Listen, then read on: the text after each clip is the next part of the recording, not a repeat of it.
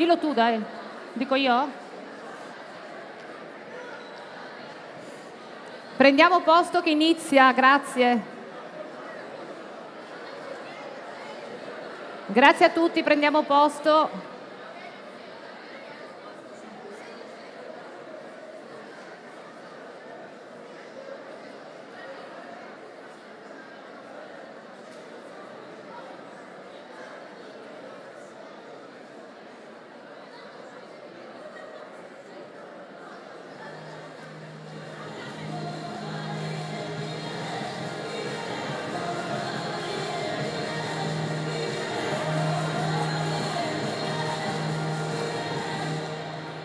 Buongiorno, ben arrivati, buongiorno a tutti, fatevi un bel applauso, siete in tantissimi.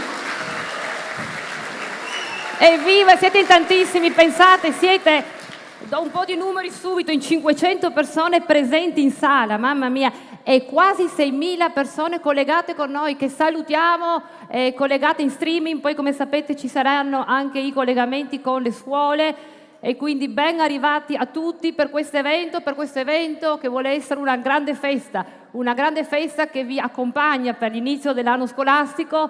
C'è l'anno scorso che eravamo sempre qui in una sala più piccolina, ancora con le costrizioni della pandemia, di quel periodo difficilissimo che abbiamo passato. Adesso siamo qua invece in tanti e quindi evviva per questo nuovo inizio. Vorrei citare il motto della Barcolana, enjoy, quindi enjoy. E divertiamoci oggi insieme con tantissimi ospiti, con le autorità che ringrazio tutte per essere qui presenti, e quindi enjoy però con tanti significati, con questo appuntamento che sarà appunto uno spunto per delle riflessioni importanti, riflessioni sul cyberbullismo, sull'odio online, che sapete purtroppo online c'è sempre più odio contro le minoranze, contro i diversi, contro chi è disabile, contro chi è malato, contro chi ha una religione diversa, un orientamento sessuale diverso, contro le donne. Purtroppo la tecnologia non è sempre amica delle donne e ci sono moltissimi reati nei loro confronti. E noi per affrontare tutte queste tematiche abbiamo tantissime persone a fianco. Io inizierei subito col mostrarvi il nostro bellissimo manifesto della Barcolana. Barcolana, vedete, c'è questo manifesto, la Barcolana che ci ospita, facciamo un applauso in questa cornice bellissima della nostra città, del Porto Vecchio, e c'è questa impronta, no? Vedete che è un inno alla gioia, un inno alla vita, un inno ai colori, vivere a colori apposta perché noi vogliamo vivere a colori, non in bianco e nero, dove si parla di empatia, di comprendere l'altro, dove si parla di connessioni come tutte le connessioni online, connessioni però che noi dobbiamo conoscere bene per essere in grado di affrontare i rischi.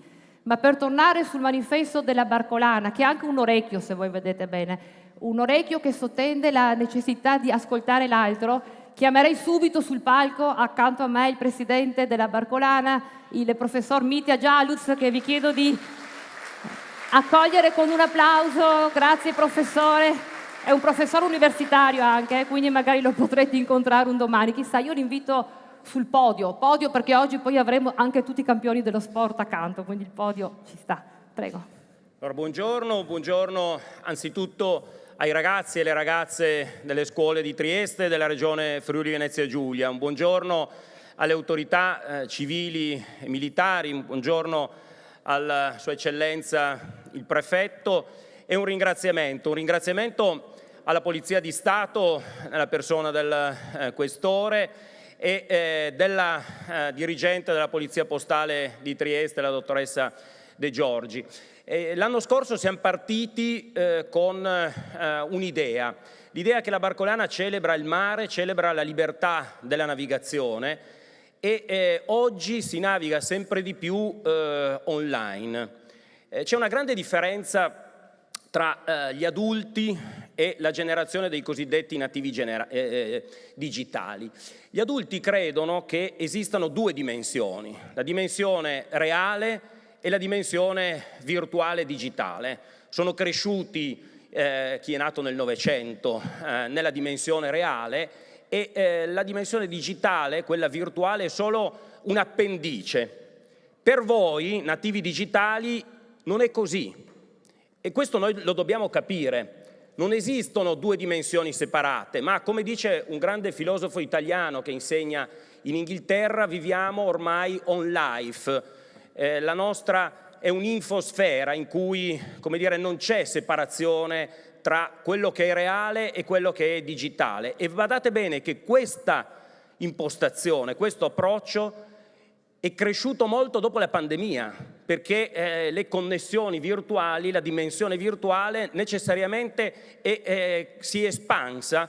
Ne sa qualcosa il dirigente nazionale della Polizia Postale che ringrazio, perché sono cresciuti naturalmente anche i reati online.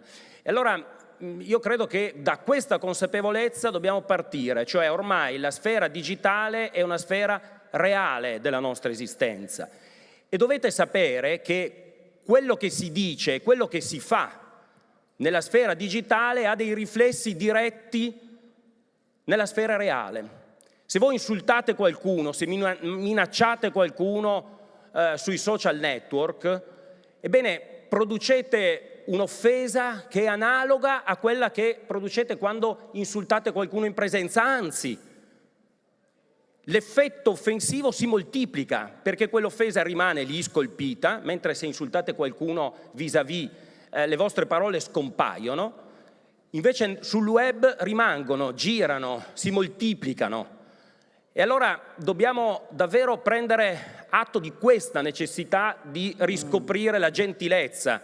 La gentilezza è un valore superato forse, però nel nostro manifesto abbiamo voluto inserire rispetto per l'altro, rispetto per chi è diverso nella vita reale ma anche nella vita digitale.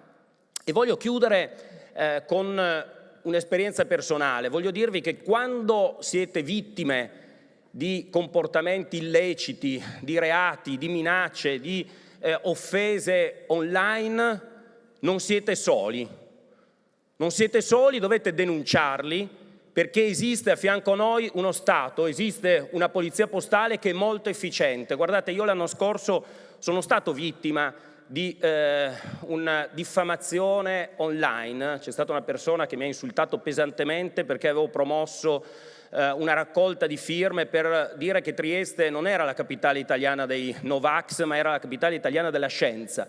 Ebbene, su Facebook mi hanno insultato, ho presentato denuncia alla Polizia Postale, devo dire che grazie all'attenzione della Procura della Repubblica di Trieste e all'efficienza degli uomini e delle donne della dottoressa De Giorgi, in pochi mesi è stato individuato il colpevole, è stato portato a processo. E quindi due messaggi voglio lanciarvi questa mattina. Da un lato siate consapevoli che online c'è tanta libertà ma ci sono tanti pericoli. Il secondo è che se subite delle diffamazioni, se subite del bullismo, se subite dei comportamenti offensivi online, denunciateli e grazie alla Polizia Postale, grazie allo Stato riusciranno a difendervi. Io vi ringrazio e vi auguro una bella giornata e vi auguro una bellissima Barcolana di gioia e di condivisione. Viva la Barcolana, viva la Polizia Postale. Grazie.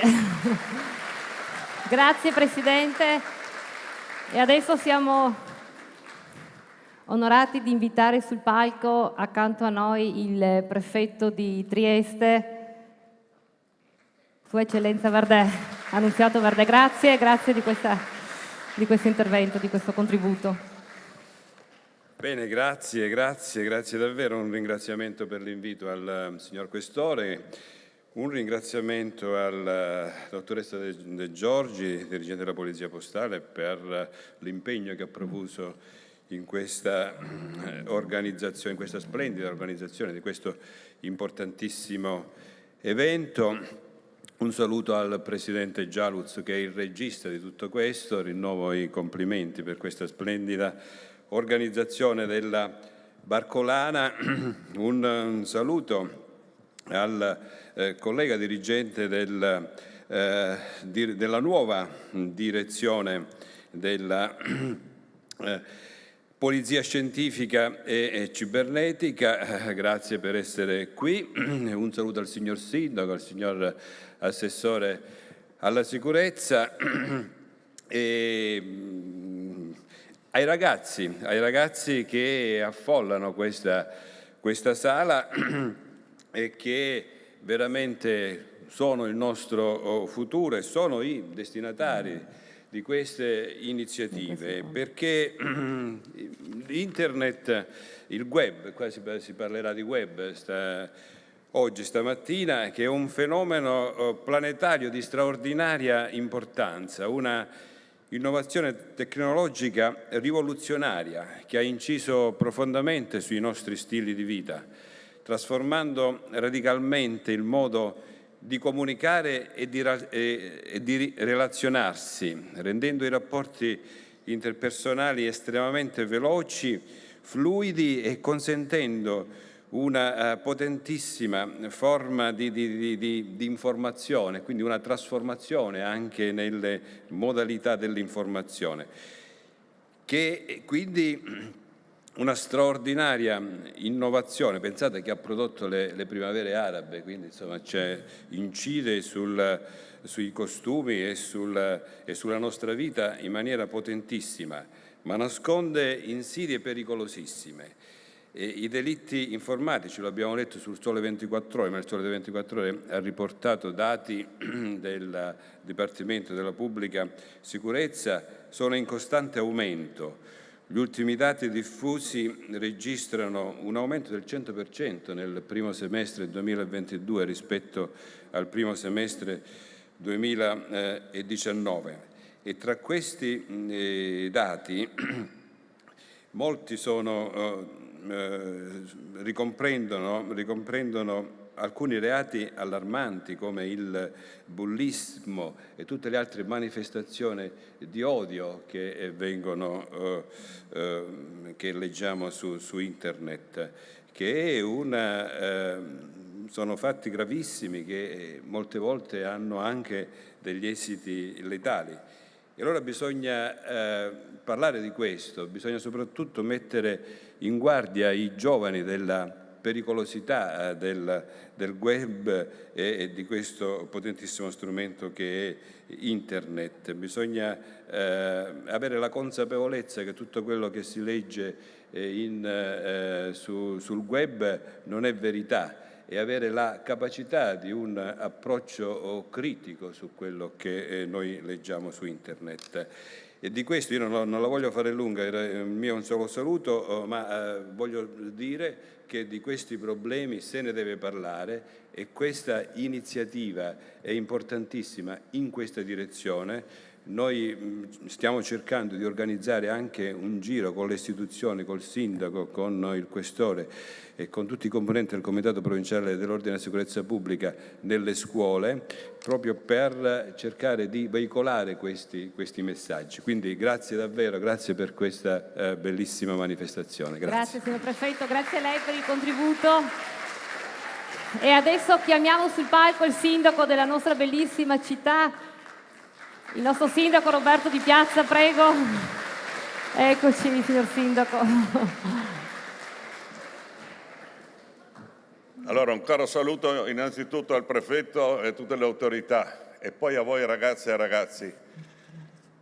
Io sono 21 anni che faccio il sindaco, per cui immaginate in 21 anni cosa mi hanno scritto. Mi hanno detto di tutto meno che pedofilo, per fortuna, insomma, tanto per fare una battutaccia. Allora volevo dirvi una cosa importante però, dove siete in questo momento? Dopo Barcellona, dopo Puerto Madero, Buenos Aires, dopo Amburgo, tocca a Trieste. Sono 65 ettari il Porto Vecchio, molti di voi probabilmente è la prima volta che venite qui. Sono 65 ettari sul mare, saranno il futuro, saranno il luogo vostro perché stiamo lavorando per questo, stiamo urbanizzando l'area. Pensate ragazzi che abbiamo inserito sottoterra per urbanizzare il tutto, cioè fognature, acqua, luce, gas, eccetera.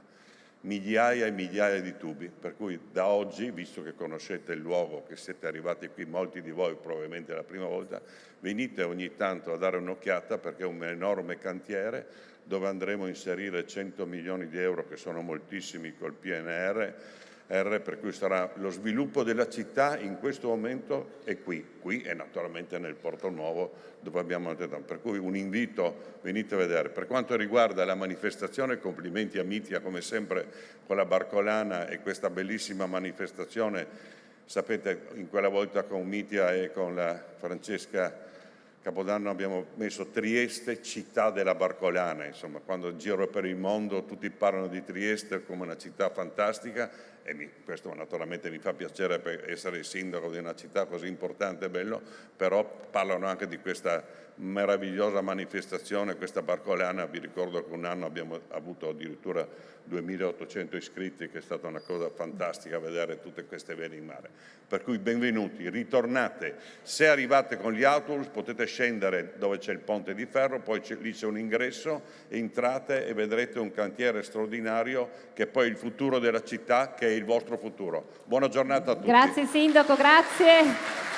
Grazie del contributo. E adesso chiamerei sul palco l'assessore Roberti della Regione Friuli Venezia Giulia per un rapido saluto ai nostri studenti. Prego, assessore. Grazie, buongiorno a tutte, all'autorità, ma soprattutto a voi ragazzi, agli insegnanti, alle vostre scuole che hanno deciso di farvi partecipare a questa giornata importantissima. Io riparto al volo a una grande verità che purtroppo ha detto Mitia Gialuz nel suo intervento iniziale, no? Ci sono i nativi digitali, e siete voi, e poi ci sono i non nativi digitali, che sono quelli che hanno parlato fino adesso dal podio. E vi do una notizia purtroppo triste: anch'io, nonostante possa sembrare quasi vostro coetaneo, non sono nativo digitale, quindi mi metto in quella categoria. E questo è qualcosa di importante come introduzione, semplicemente perché volevo dirvi che i protagonisti siete voi. E una giornata importante come quella di oggi serve anche a noi, serve alle istituzioni, a chi vive in questo momento nei social, perché sono uno strumento di comunicazione fantastico, uno strumento di comunicazione per il tempo libero, ma anche per le istituzioni che hanno la possibilità di comunicare molto più di prima e molto meglio di prima in modo più capillare per comunicare iniziative, quello che vogliono fare, i progetti su una città che si sta sviluppando come quella di Trieste. Chiaramente questo ha un contraltare, ne parlava prima il sindaco. Spesso capita che proprio a causa di quella barriera, di quel filtro che non c'è più, perché davanti hai solo uno schermo e quindi non c'è quell'empatia per i non nativi digitali, di non limitarsi nell'uso delle parole, delle offese, degli insulti che ci sarebbe dal vivo, quel filtro molto spesso toglie ogni inibizione e quindi ci si lascia andare in una serie di insulti che poi richiamano altri insulti, perché basta il primo che scrive qualcosa di negativo, l'offesa pesante, chiaramente da quell'offesa partono altre persone. L'abbiamo visto in modo particolare in tempi di pandemia, quando c'erano delle tensioni anche dovute a tutte le limitazioni che tutti, e voi in particolare, avete dovuto subire. Quella pandemia ha portato un'escalation incredibile di queste offese e degli haters che si sono scatenati su alcune pagine e alcuni profili. Ma allora, se noi siamo i non nativi digitali e voi siete i nativi digitali, perché una giornata come oggi, con voi protagonisti? Perché oggi abbiamo la possibilità di avere gli organi competenti, in particolar modo la Polizia di Stato, la Polizia Postale, il nuovo Dipartimento della Polizia cibernetica e della Polizia Scientifica. E della Scientifica, è nuova, suggerisce quindi come a scuola. è nuova. Abbiamo la possibilità di ascoltare chi si occupa di questo per lavoro istituzionalmente e darvi qualche informazione in più, secondo me è un grande vantaggio. Il fatto che quando tornerete a casa potrete anche dare una mano ai vostri genitori, ai vostri nonni, che anche loro si sono buttati in massa sui social, che usano anche loro ogni giorno gli strumenti informatici per insegnare loro e accompagnare loro in questo percorso. Perché i social, e chiudo, sono un mezzo di comunicazione, un grandissimo mezzo di comunicazione, e come tutti i mezzi di comunicazione, come tutti i mezzi, può essere usato bene o male. Sta a noi e soprattutto a voi costruire una società in cui i mezzi vengano utilizzati nel modo più corretto e per fare del bene e non del male. Grazie, buona giornata. Grazie assessore. E adesso con questa carrellata invito subito sul palco accanto a me il direttore scolastico regionale che ormai da anni contribuisce con tutti i nostri eventi con la questura di Trieste. Grazie, dottoressa Daniela Beltrame, prego. Allora, io innanzitutto ringrazio il questore di Trieste, ringrazio il dirigente del compartimento Polizia Postale e Comunicazioni, dottoressa De Giorgi, per aver organizzato questo incontro formativo. Saluto tutte le autorità presenti, civili e militari, ma soprattutto io saluto con grandissimo affetto tutti i numerosi studenti che sono presenti qui oggi e che sono collegati online dalle loro classi con i loro insegnanti. Agli insegnanti va un particolare ringraziamento per tutta l'attività di educazione alla legalità che svolgono quotidianamente nel loro lavoro. Il fenomeno del cyberbullismo purtroppo è in aumento e nonostante la legge numero 71 del 2017 abbia previsto delle misure di tutela delle vittime del cyberbullismo, come l'oscuramento, la rimozione, l'ammonimento del questore, purtroppo questi strumenti di tutela non sono sufficientemente efficaci perché non sono conosciuti e soprattutto c'è il problema del fenomeno per cui tutti i minori sempre più giovani utilizzano i smartphone, social e quindi si collegano in rete e quindi possono diventare vittime indifese, vittime inconsapevoli di queste denigrazioni, di queste offese che portano all'isolamento e che possono portare veramente a eventi anche drammatici. Io penso che la questura, la polizia postale non sono solo coloro che controllano, coloro che identificano i colpevoli, che denunciano i reati, perché ricordatevi ragazzi che dopo aver compiuto il 14° anno di età siete imputabili, quindi sanzionabili, quindi responsabili delle vostre azioni. Ma la questura, la polizia postale offrono a tutti voi e a tutti noi delle occasioni di riflessione per condividere anche a scopo preventivo soprattutto questi fenomeni. Oggi che siamo qui in questo evento dobbiamo riflettere insieme di come la prevaricazione, di come purtroppo la violenza fisica e verbale siano una caratteristica dell'essere umano. L'odio è tipico dell'uomo, non degli altri esseri viventi, e sono l'espressione peggiore dell'atto umano. La storia purtroppo ci ha lasciato dei tragici segni, no? Con la prima e la seconda guerra mondiale e l'attuale conflitto che stiamo vivendo, insomma, veramente in maniera drammatica in questo momento in Europa. C'è una sola cosa che dobbiamo fare, dobbiamo riflettere di come l'odio dell'umanità e dei criminali di guerra, ma soprattutto anche dei bulli, insomma, possa continuare perché c'è una particolare, presenza di persone astanti che ascoltano, che vedono, che sentono e che però rinunciano a denunciare, rinunciano a opporsi. Invece noi tutti insieme dobbiamo costruire delle alleanze con i vostri genitori, con i vostri insegnanti, un'alleanza, e in questa alleanza c'è anche la polizia postale. Ma soprattutto questa alleanza deve servirvi a darvi una spinta. Voi potete fare molto per il futuro dell'umanità. Voi avete nelle vostre mani le possibilità di reagire, di opporvi. Dovete assumere il coraggio di non essere, dalla parte di coloro che ascoltano, che rimangono in silenzio e che lasciano che tutto ciò accada. Quindi ragazzi, veramente abbiamo fiducia in voi, però dovete dimostrare subito, sin da ora, un grande gesto di coraggio. Noi ci aspettiamo il coraggio della ribellione alla violenza. Mi auguro che questo accada e cari ragazzi, noi veramente abbiamo fiducia in voi. Buon convegno e buon seminario. Grazie direttore, grazie. Avremo proprio tante storie che parleremo di questo oggi, di coraggio, grazie.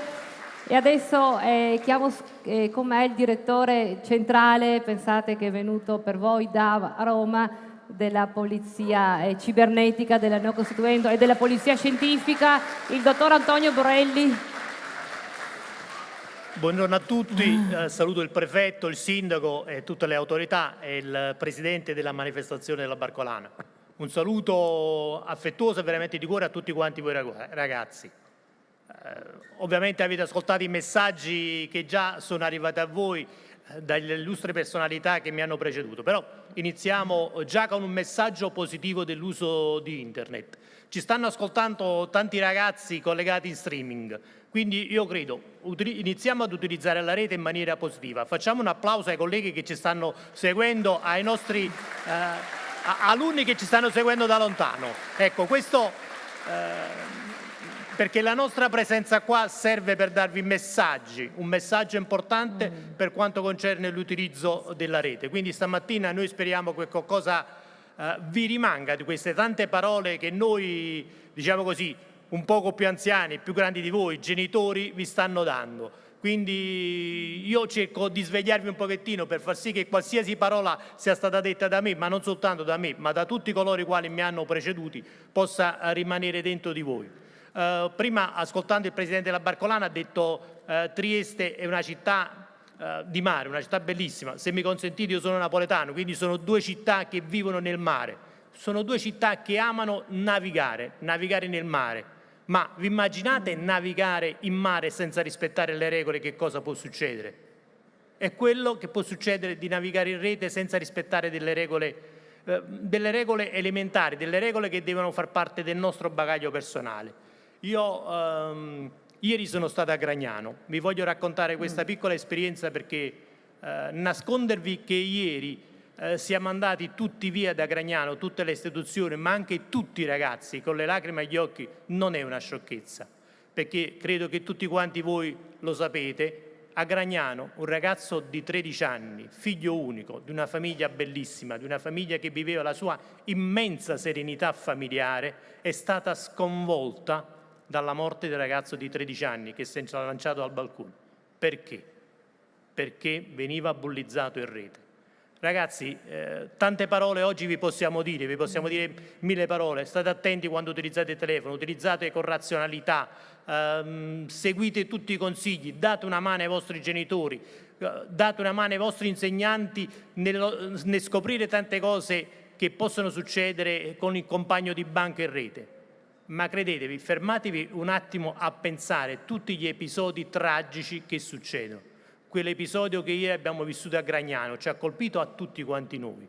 E non c'era un ragazzo che nel momento in cui abbiamo ricordato quel tredicenne scomparso perché alcuni ragazzi gli avevano mandato il messaggio in rete, tu sei una nullità, tu devi ammazzarti. Questo ragazzo che viveva in una famiglia normale, un ragazzo che studiava tantissimo, che era bravo a scuola, si è tolto la vita. Ha distrutto la vita sua, ma non soltanto quella sua, quella dei suoi amici di classe che altrettanto erano sconvolti, dei suoi amici di istituto, di un'intera comunità. Quindi immaginate quali danni possano fare un uso non razionale degli strumenti. Utilizzare la rete è fondamentale, non possiamo vivere più. Un giorno uno, se usciva di casa, poteva dimenticare il portafoglio. In questo momento tutti quanti noi non possiamo uscire di casa senza dimenticare lo smartphone, perché con lo smartphone ci colleghiamo in rete per pagare, per prenotare un treno, per collegarci con i nostri familiari. Quindi è indiscutibile la potenza dello strumento informatico, ma quella potenza deve essere uno strumento nelle nostre mani. Voi non dovrete mai dire sono disconnesso, ricordatevi che è disconnesso il telefonino, voi non siete mai disconnessi, voi non dovete essere mai disconnessi, il vostro telefonino è disconnesso. Quindi ricordatevi che nella vita la disconnessione è del telefonino. Siete voi che potete utilizzare il telefonino, se quello strumento è qualcosa che deve rimanere nelle vostre mani, ma deve rimanere nelle vostre mani, nel vostro potere, nella vostra intelligenza, nella vostra razionalità. Quindi utilizzate il telefonino come uno strumento nelle vostre mani, ma in una mano intelligente, in una mano piena d'amore e in una mano piena di affetto per tutti quanti gli altri. Ragazzi, in bocca al lupo per l'anno scolastico e forza a tutti quanti voi. Grazie direttore. E adesso chiamo sul palco il nostro questore, il questore di Trieste, Pietro Stuni. Prego, signor questore. Eccoci. Buongiorno ragazzi, naturalmente saluto anche i ragazzi che sono collegati in streaming.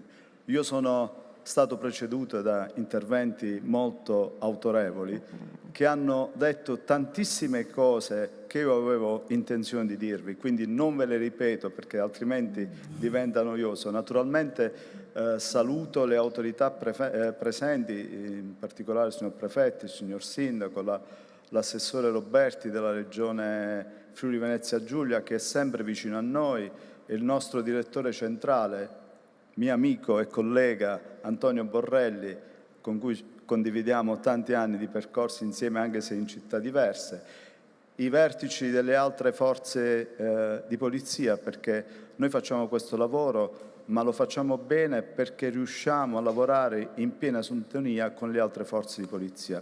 Il messaggio che vi è stato detto tutto, che cos'è la rete, come bisogna utilizzarla, qual è l'aiuto che vi vogliamo dare. Noi non vogliamo essere i vostri professori, perché i professori li avete già e credo che facciano al meglio il loro lavoro. Noi vogliamo semplicemente aiutarvi, dire che cosa si può fare e soprattutto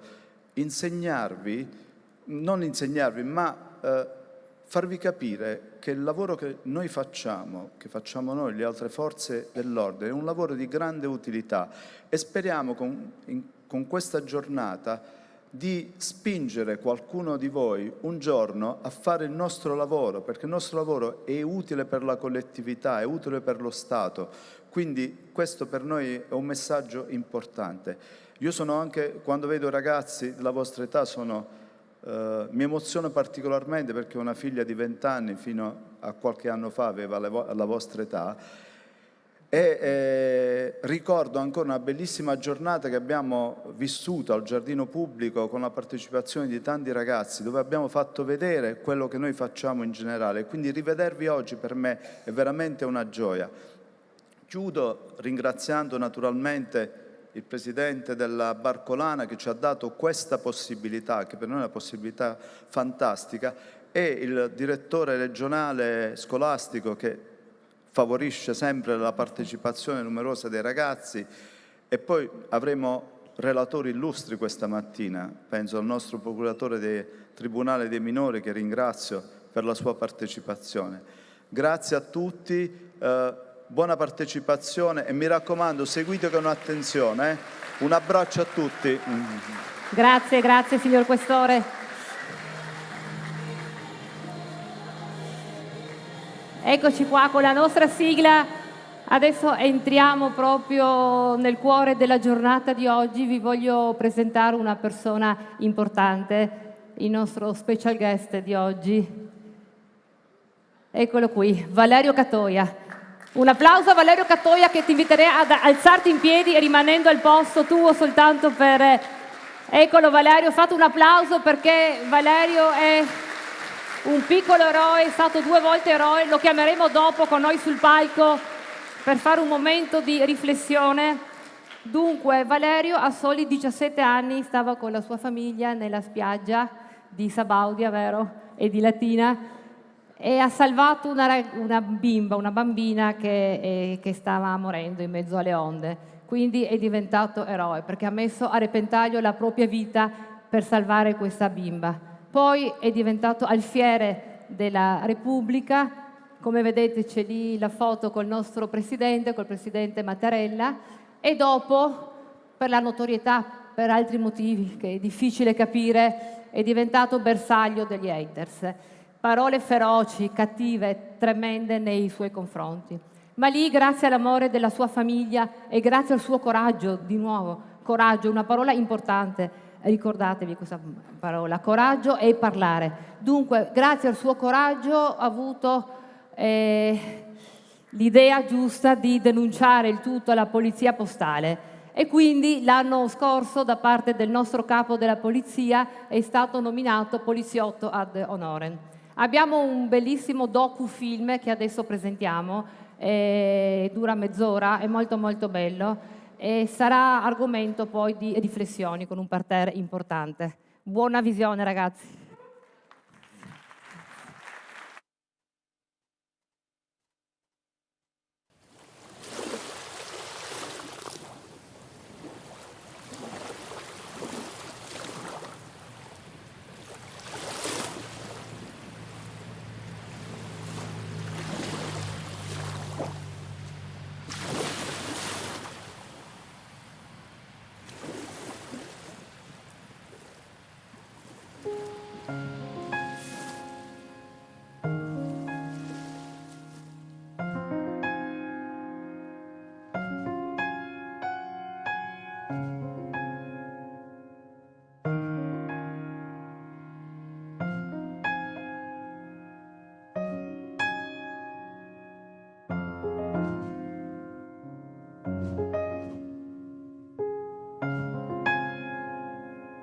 Questa nella foto sono io, mi chiamo Gaia e qua ero abbastanza piccola in realtà e stavo con il mio cane che mi piaceva tanto.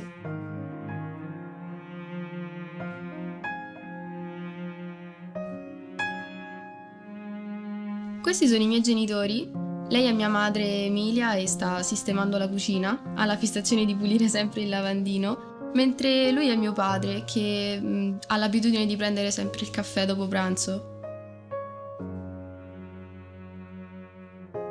Questo è uno degli hobby di mio padre. Gli piace occuparsi degli acquari e dei discus, che sono i suoi pesci preferiti.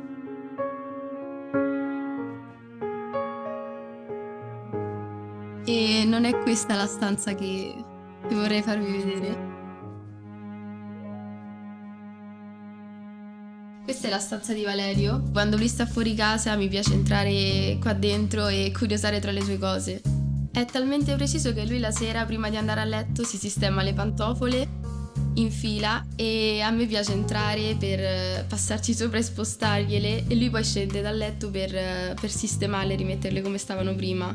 Un'altra cosa che mi piace fare è origliare quello che si dice al telefono con la fidanzata. Infatti ogni volta questo lo fa arrabbiare e mi manda via dalla sua stanza. Adesso vi faccio vedere una cosa a cui lui tiene molto, infatti la tiene nascosta nel suo cassetto.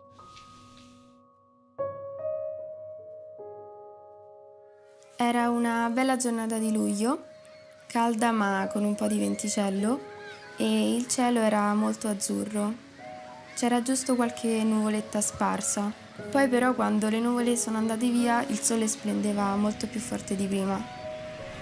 Io, mamma, papà e Valerio avevamo deciso di andare al mare e quindi, caricato tutto il necessario, ci siamo avviati in spiaggia di buon mattino. Nonostante fosse presto, la spiaggia era già affollata. Dopo aver camminato un po' per trovare un angolo libero per sistemarci, papà si è occupato come sempre di piantare l'ombrellone. Vicino a noi c'erano 2 bambini che facevano un castello di sabbia e un po' più avanti c'era una coppia di fidanzati che si spalmavano la crema facendosi dei selfie e lamentandosi della musica che ascoltava il ragazzo vicino a loro.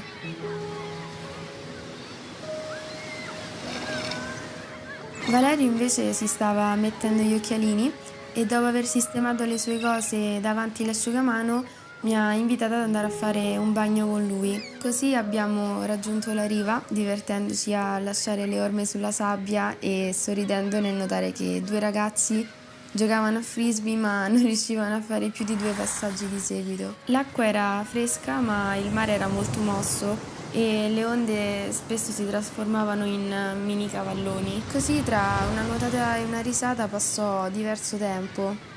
Me ne accorsi più che altro perché sentii un forte odore di fritto e vidi una famiglia intenta a consumare dei mega panini. L'atmosfera generale era gioiosa e confusionaria. Molti, non potendo fare il bagno per via delle onde, giocavano a pallone oppure correvano tra gli ombrelloni, gonfiavano i materassini e salvagenti vari. A un certo punto le onde iniziarono a diventare più alte e io stavo quasi per uscire a stendermi al sole quando abbiamo sentito delle grida. Due ragazzi un po' più a largo rispetto a noi stavano chiedendo aiuto. Una stava cercando di trascinarsi dietro l'altra e tornare a riva, ma un'onda le colpì e ne spinse una ancora più a largo, separandole. Valerio e papà iniziarono subito a nuotare nella loro direzione, ma nessun altro sembrava averle sentite. Dopo alcuni metri papà disse a Valerio di andare avanti da solo perché lui non si sentiva più in forze per contrastare le onde. Così, mentre una delle due ragazzine era ormai fuori pericolo, Valerio in poche bracciate raggiunse l'altra e, tenendole la testa sollevata, la accompagnò a riva, portandola quasi in braccio e soprattutto in salvo.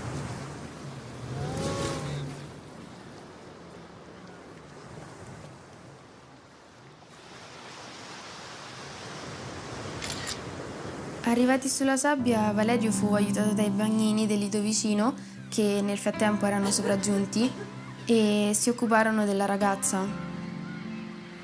Allo stesso tempo i bagnanti e i vari ospiti della spiaggia iniziarono a curiosare e si avvicinarono per complimentarsi con Valerio. Poi, dopo più o meno una mezz'ora, ognuno tornò alle proprie attività e anche noi tornammo a giocare tra le onde. Pensai che mio fratello era davvero eccezionale. Prima però di spiegarvi perché Valerio ha questa medaglia, vorrei parlarvi un po' di lui. Valerio ama lo sport, infatti pratica nuoto sin da piccolo e adesso a livello agonistico.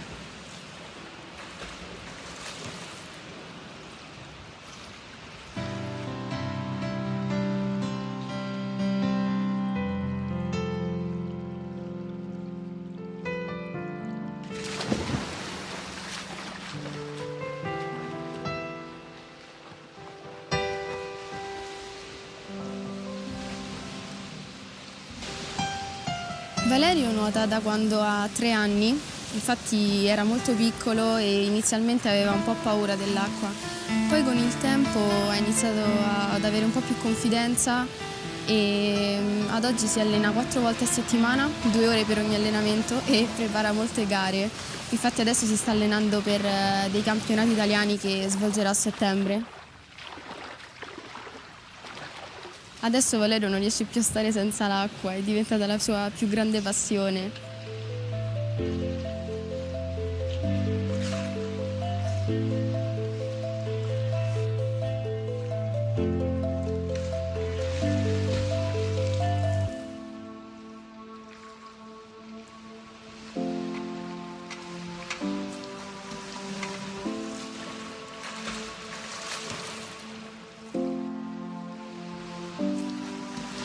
Io ho iniziato a nuotare quando avevo 3 anni e pratico sia stile e rana.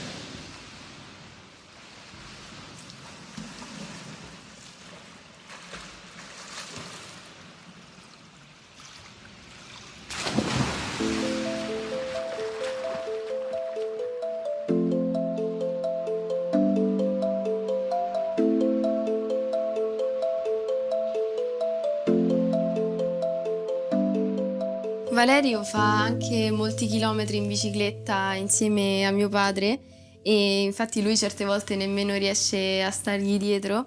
Una volta mi ricordo che mio padre è tornato a casa con ginocchia e braccia sbucciate perché era caduto e inoltre gli piace godersi il panorama di quando va in bici. Questa è una delle foto che gli ho fatto.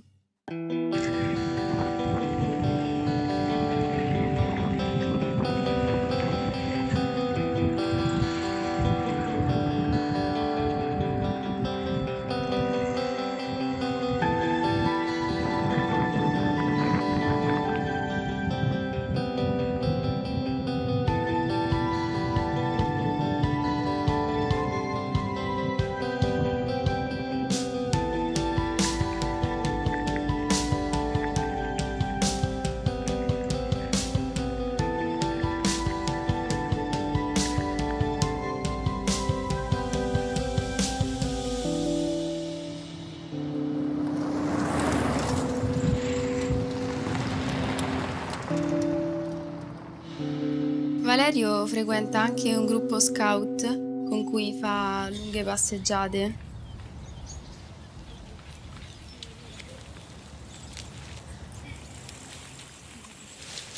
Io sono Elisa, un'amica di Valerio, e noi insieme facciamo parte del clan Onda Azzurra di questa parrocchia che si trova a Latina. Oggi stiamo facendo un'attività di montaggio tende. Vai Mirko. Mirko, prendi quello. Al 3. Grande, Vale! Con Valerio sono ormai 12 anni che viviamo insieme tutte queste esperienze e abbiamo capito che essere scout non è solo far parte di una grande associazione, ma soprattutto un modo di vivere la vita di ogni giorno. Andrea! Che tipo?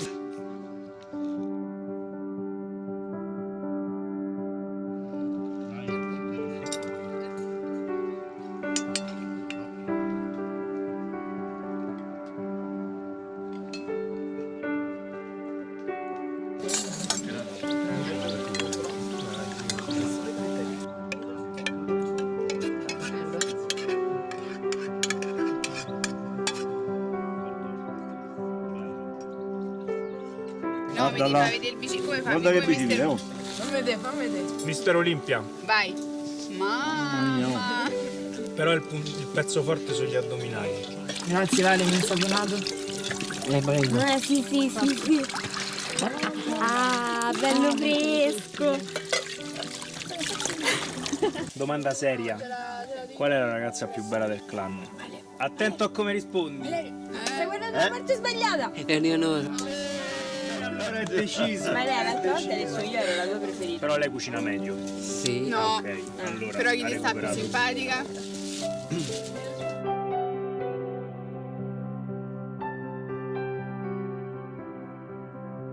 Valerio a scuola è sempre stato molto amato e conosciuto, infatti ha instaurato un buon rapporto con gli insegnanti e con i compagni e c'è un insegnante che lo ha seguito particolarmente al liceo, con cui si sente ancora adesso, a volte si chiamano per chiedersi come stanno e farsi gli auguri di compleanno. E qua ho una foto del suo ultimo giorno di scuola.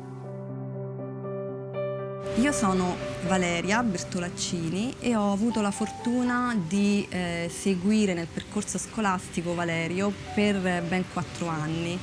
E è stata un'esperienza meravigliosa, ma fin dall'inizio. Ricordo ancora quando sono arrivata a scuola e mi sono state presentate le classi, io ho chiesto in particolare di Valerio alla referente e ricordo benissimo che la referente ha sorriso da qui a qui e ha detto: Valeria, il tuo studente si chiama come te, Valerio, ed è un ragazzo fantastico, speciale, dolcissimo. Valerio è sempre stato molto popolare e ammirato per le sue prestazioni sportive. Quando gareggiava noi gli facevamo il tifo, attendevamo con ansia il suo ritorno perché veniva a scuola con le medaglie. Noi, i compagni soprattutto, le volevano vedere e volevamo sapere esattamente come erano andate le gare di nuoto. E quindi era già popolare per noi, però poi ha raggiunto il clamore quando ha salvato la bambina che stava annegando a Sabaudia e allora lì è diventato popolare a livello nazionale. Ma la prima cosa che abbiamo pensato, tutti noi che lo conosciamo bene, è stata normale, è un gesto normale, naturale da parte di Valerio, perché corrisponde proprio al suo carattere, al suo desiderio di aiutare la persona che è in difficoltà. Dopo questo evento ovviamente tutti i colleghi, molti ragazzi si sono voluti informare bene sul punto di spiaggia in cui di solito va Valerio l'estate per avere una sicurezza di salvataggio, e persino quando venne l'ex ministra della pubblica istruzione Valeria Fedeli a visitare il nostro istituto, disse a Valerio: d'ora in poi io verrò sempre a Sabaudia, così sono sicura che se succede qualcosa mi verrai a salvare, sono nelle mani giuste. Valerio ha anche delle grandi doti umane e, come ci ricordava spesso la collega d'inglese, se hai delle preoccupazioni Valerio ti fa passare tutti i guai e ti fa tornare buon umore. Valerio è un ragazzo molto romantico, infatti è sempre super tenero e gentile con la sua fidanzata. è sempre presente per lei, anche se alle volte è un po' geloso, e insieme si divertono tantissimo. Cosa pensi tu? Cosa pensi su di me? Che sei molto bellissima. Amore. Amore mio. Ti piace stare qua, vedi? Sì. Tanto tanto? Il tuo sorriso è bellissimo e il nostro cuore Sì. che batte. E il nostro cuore batte solo per noi. Vero questa cosa? Sì, è vero.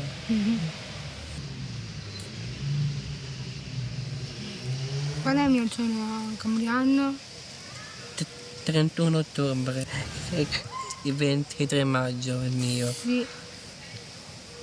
E compio i 22 anni. Io 19. Siamo già un po' vecchi. No, siamo giovani ancora. Lo so. Non siamo vecchi. Fra i rumori della folla ce ne stiamo noi due, felici di essere insieme, parlando piano, forse nemmeno una parola. Bello, grazie. Prego.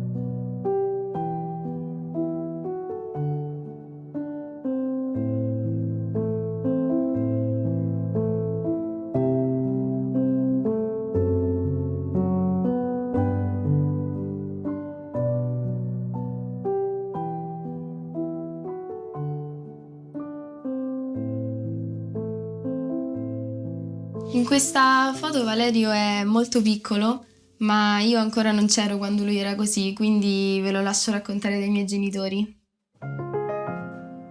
Guarda Gianni questa foto di Valerio quando era piccolo. Ti ricordi quando è nato? Sono passati già 21 anni, lui ha già 21 anni. Speravamo andasse tutto bene e invece purtroppo alla fine ci hanno detto che Valerio aveva un suo piccolo problemino alla sindrome di Down. Io all'inizio ero molto battuta. Ero spaventato anche io, quindi appunto non sapendo quale problematica avremmo incontrato, però non mi sono mai perso d'animo, quindi ho iniziato subito a scoprire Valerio per aiutarlo nel suo percorso di vita.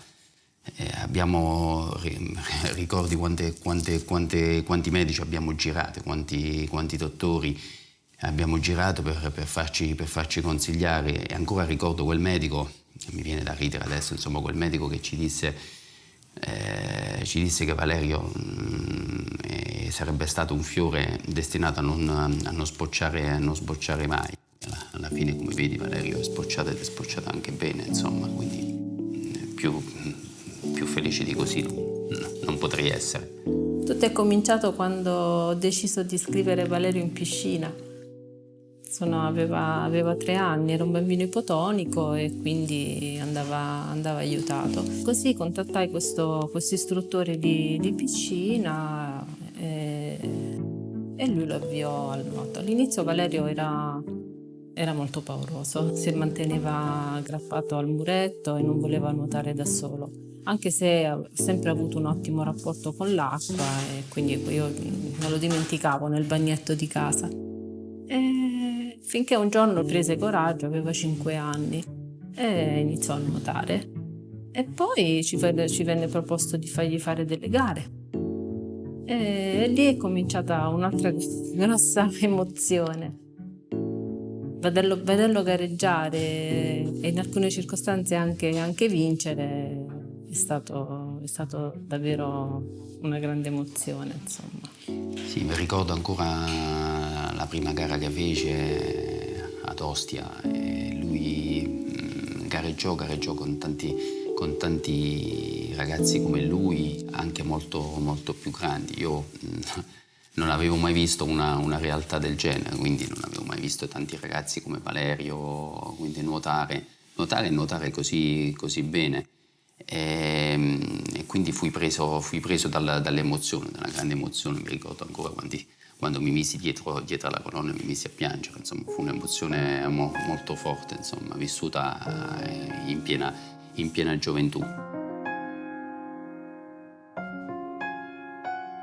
Ricordo quando uscivamo e lui si addormentava. Quando lui si addormentava, facevamo delle brevi passeggiate in bicicletta e lui si addormentava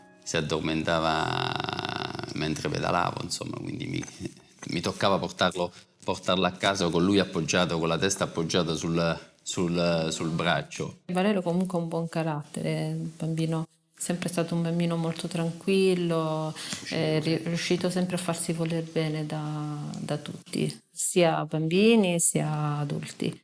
Anche a scuola mai avuto un problema. Anzi, ricordo quella volta che Valerio fu premiato dalla maestra perché c'era un suo amichetto che non voleva entrare in classe e lui l'ha convinto a seguirlo. La sindrome di Down non è altro che un cromosoma in più che per tanti significa delle limitazioni, quindi ritardo mentale, ritardo motorio e tutto quanto, ma che se trattato in una maniera adeguata può trasformarsi in una ricchezza. Adesso che conoscete meglio Valerio vi spiego come ho ottenuto questa medaglia. Dopo un paio di giorni dal salvataggio non ci saremmo mai aspettati ciò che accadde. La notizia iniziò a girare da un articolo del Messaggero che ha spiegato il gesto di Valerio quel giorno. Un giorno i miei genitori iniziarono a ricevere tantissime telefonate, io sentivo il telefono che squillava e mio padre che rispondeva.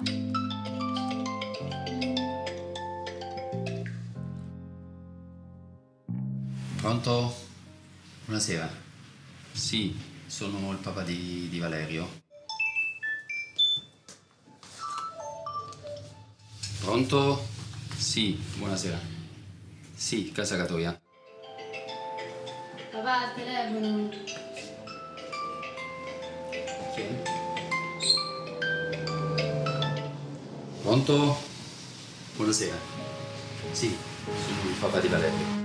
In particolare mi ricordo una chiamata di un sabato mattina. Era molto presto e Mediaset chiamò per dirci che stavano venendo a casa ad intervistarci e poi si susseguirono molte altre chiamate importanti come quella del presidente del Comitato Italiano Paralimpico e il presidente del CONI Malagò e insomma Valerio era diventato una star. Ed ora vi raccontiamo una bella storia. Salva una bimba di 10 anni che rischiava di annegare. È accaduto a Sabaudia sul litorale laziale. Protagonista un ragazzo Down, campione di nuoto che non si sente affatto un eroe. Mi ricordo che un giorno Valerio stava a scuola e si ritrovò la ministra della pubblica istruzione che voleva conoscerlo e voleva sapere bene quel che era successo. E poi Valerio iniziò a ricevere tantissimi messaggi e video in cui i campioni del nuoto si complimentavano con lui per quel che aveva fatto. Caro Valerio, qui abbiamo i campioni dello sport, ma ancora più importante è essere campioni nella vita e tu ne sei l'esempio. Ciao, un bacione. Valerio, ci vediamo presto. Valerio, ciao Valerio. Mi sa che abbiamo qualcosa in comune, o meglio, tu con loro, perché loro sono campioni dello sport e lo sei anche tu tutti i giorni, ma soprattutto siete campioni della vita. Perciò complimenti. Complimenti Valerio. Ciao Valerio. Ciao. Quando vuoi fare il 2 vasche con loro, ci vai solo tu. Ma anche con lui. Ragazzi, un saluto a Valerio. Ciao Valerio. Ciao Valerio. Bravo, complimenti. È bello riconoscere come un grande campione, ma soprattutto un campione nella vita, che abbiamo saputo che hai salvato la vita di una persona. Vogliamo anche ringraziare la tua famiglia che come squadra ti ha aiutato a diventare quello che sei oggi. Grazie. Bravo. Ciao Valerio, dovresti essere lì in mezzo anche te. E niente, farti veramente i miei più grandi complimenti, perché io nella mia vita ho vinto tantissime medaglie, sicuramente tanti mondiali, europei, campionati italiani, però non ho mai salvato la vita a una persona, e sapere che appunto un ragazzo come te è riuscito a salvare nuotando questa persona, penso che si può chiamare veramente un eroe, quindi dobbiamo imparare da te. Valerio ricevette tantissimi inviti, ma l'incontro che lo ha emozionato di più è stato quello con il Presidente della Repubblica Sergio Mattarella, perché gli ha consegnato un'importante medaglia e lo ha nominato alfiere della Repubblica. Valerio Catoia, giovane atleta paralimpico, Valerio ha dato prova di grande coraggio, non esitando a gettarsi in mare e salvando dalle onde una bambina di 10 anni che rischiava di annegare.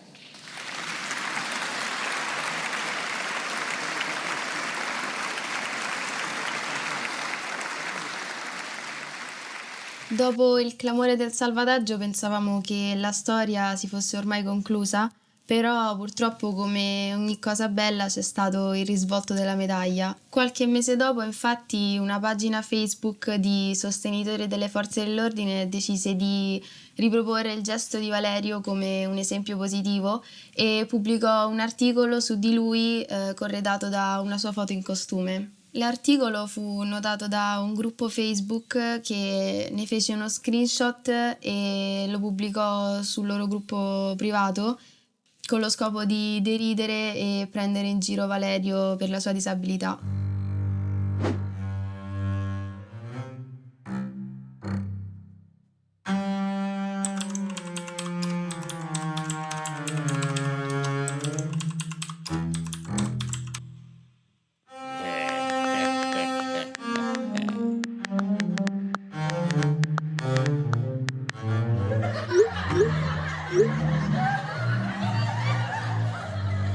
A farcelo sapere fu un amico di mio padre che riuscì a intercettare gli screenshot e i commenti e che lo chiamò subito per informarlo di cosa stava accadendo. A quel punto mio padre contattò il responsabile della pagina per convincerlo a smettere, ma venne offeso pure lui e a quel punto decise di andare insieme a Valerio alla sede della polizia postale per presentare denuncia. Buonasera, piacere, ciao. Ciao. Che è successo? Senta, mio figlio è stato vittima di un episodio di cyberbullismo, quindi siamo qui per esporre la denuncia. Va bene, seguitemi così ne parliamo. Bene, grazie.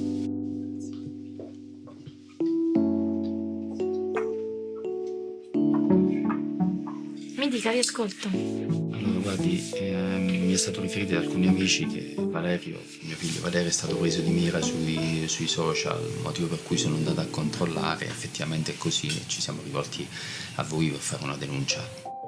Avete fatto benissimo a venire qui, perché questi comportamenti sono a tutti gli effetti dei reati, quindi è importantissimo denunciarli, anche per evitare che casi come questo possano succedere ad altri ragazzi. Grazie. Dopo aver presentato denuncia sono iniziate le indagini. La polizia postale ha effettuato vari controlli e ha individuato i responsabili e a breve ci sarà il processo. Nonostante questa brutta parentesi sugli haters di Valerio, lui non ha mai perso il suo spirito altruista e la sua allegria, anzi dopo questo episodio forse è diventato ancora più simpatico e popolare, tanto da essere scelto come testimonial della campagna educativa della Polizia di Stato contro l'odio online. Già dall'ultimo anno di superiori Valerio ha iniziato a lavorare e lavora tuttora in un'azienda di energia pulita, ma adesso starà per tornare, quindi è meglio se usciamo dalla sua stanza. È facile avere dei pregiudizi su Valerio, ma basta conoscerlo per capire che è speciale. E è vero che spesso è diverso dagli altri ragazzi, ma vale la pena scoprire perché. Valerio è solare, ama stare in compagnia dei suoi amici e condividere il tempo libero con loro, facendo lunghe camminate tra i boschi oppure passeggiate in bicicletta, piuttosto che stare davanti a un computer a giocare alla PlayStation.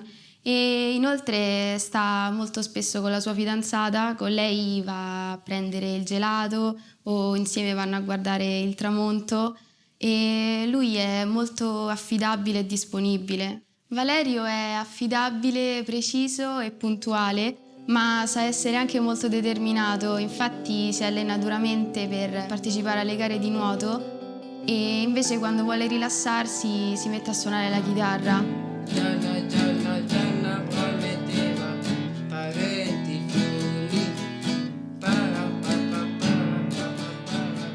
Lui è anche molto affettuoso, infatti sa gioire delle piccole cose e vive ogni giorno come fosse un regalo. Valerio è leale e sincero e sa affrontare gli ostacoli con coraggio e determinazione. Insomma, è il fratello che tutti vorrebbero avere e sono molto fiera di lui.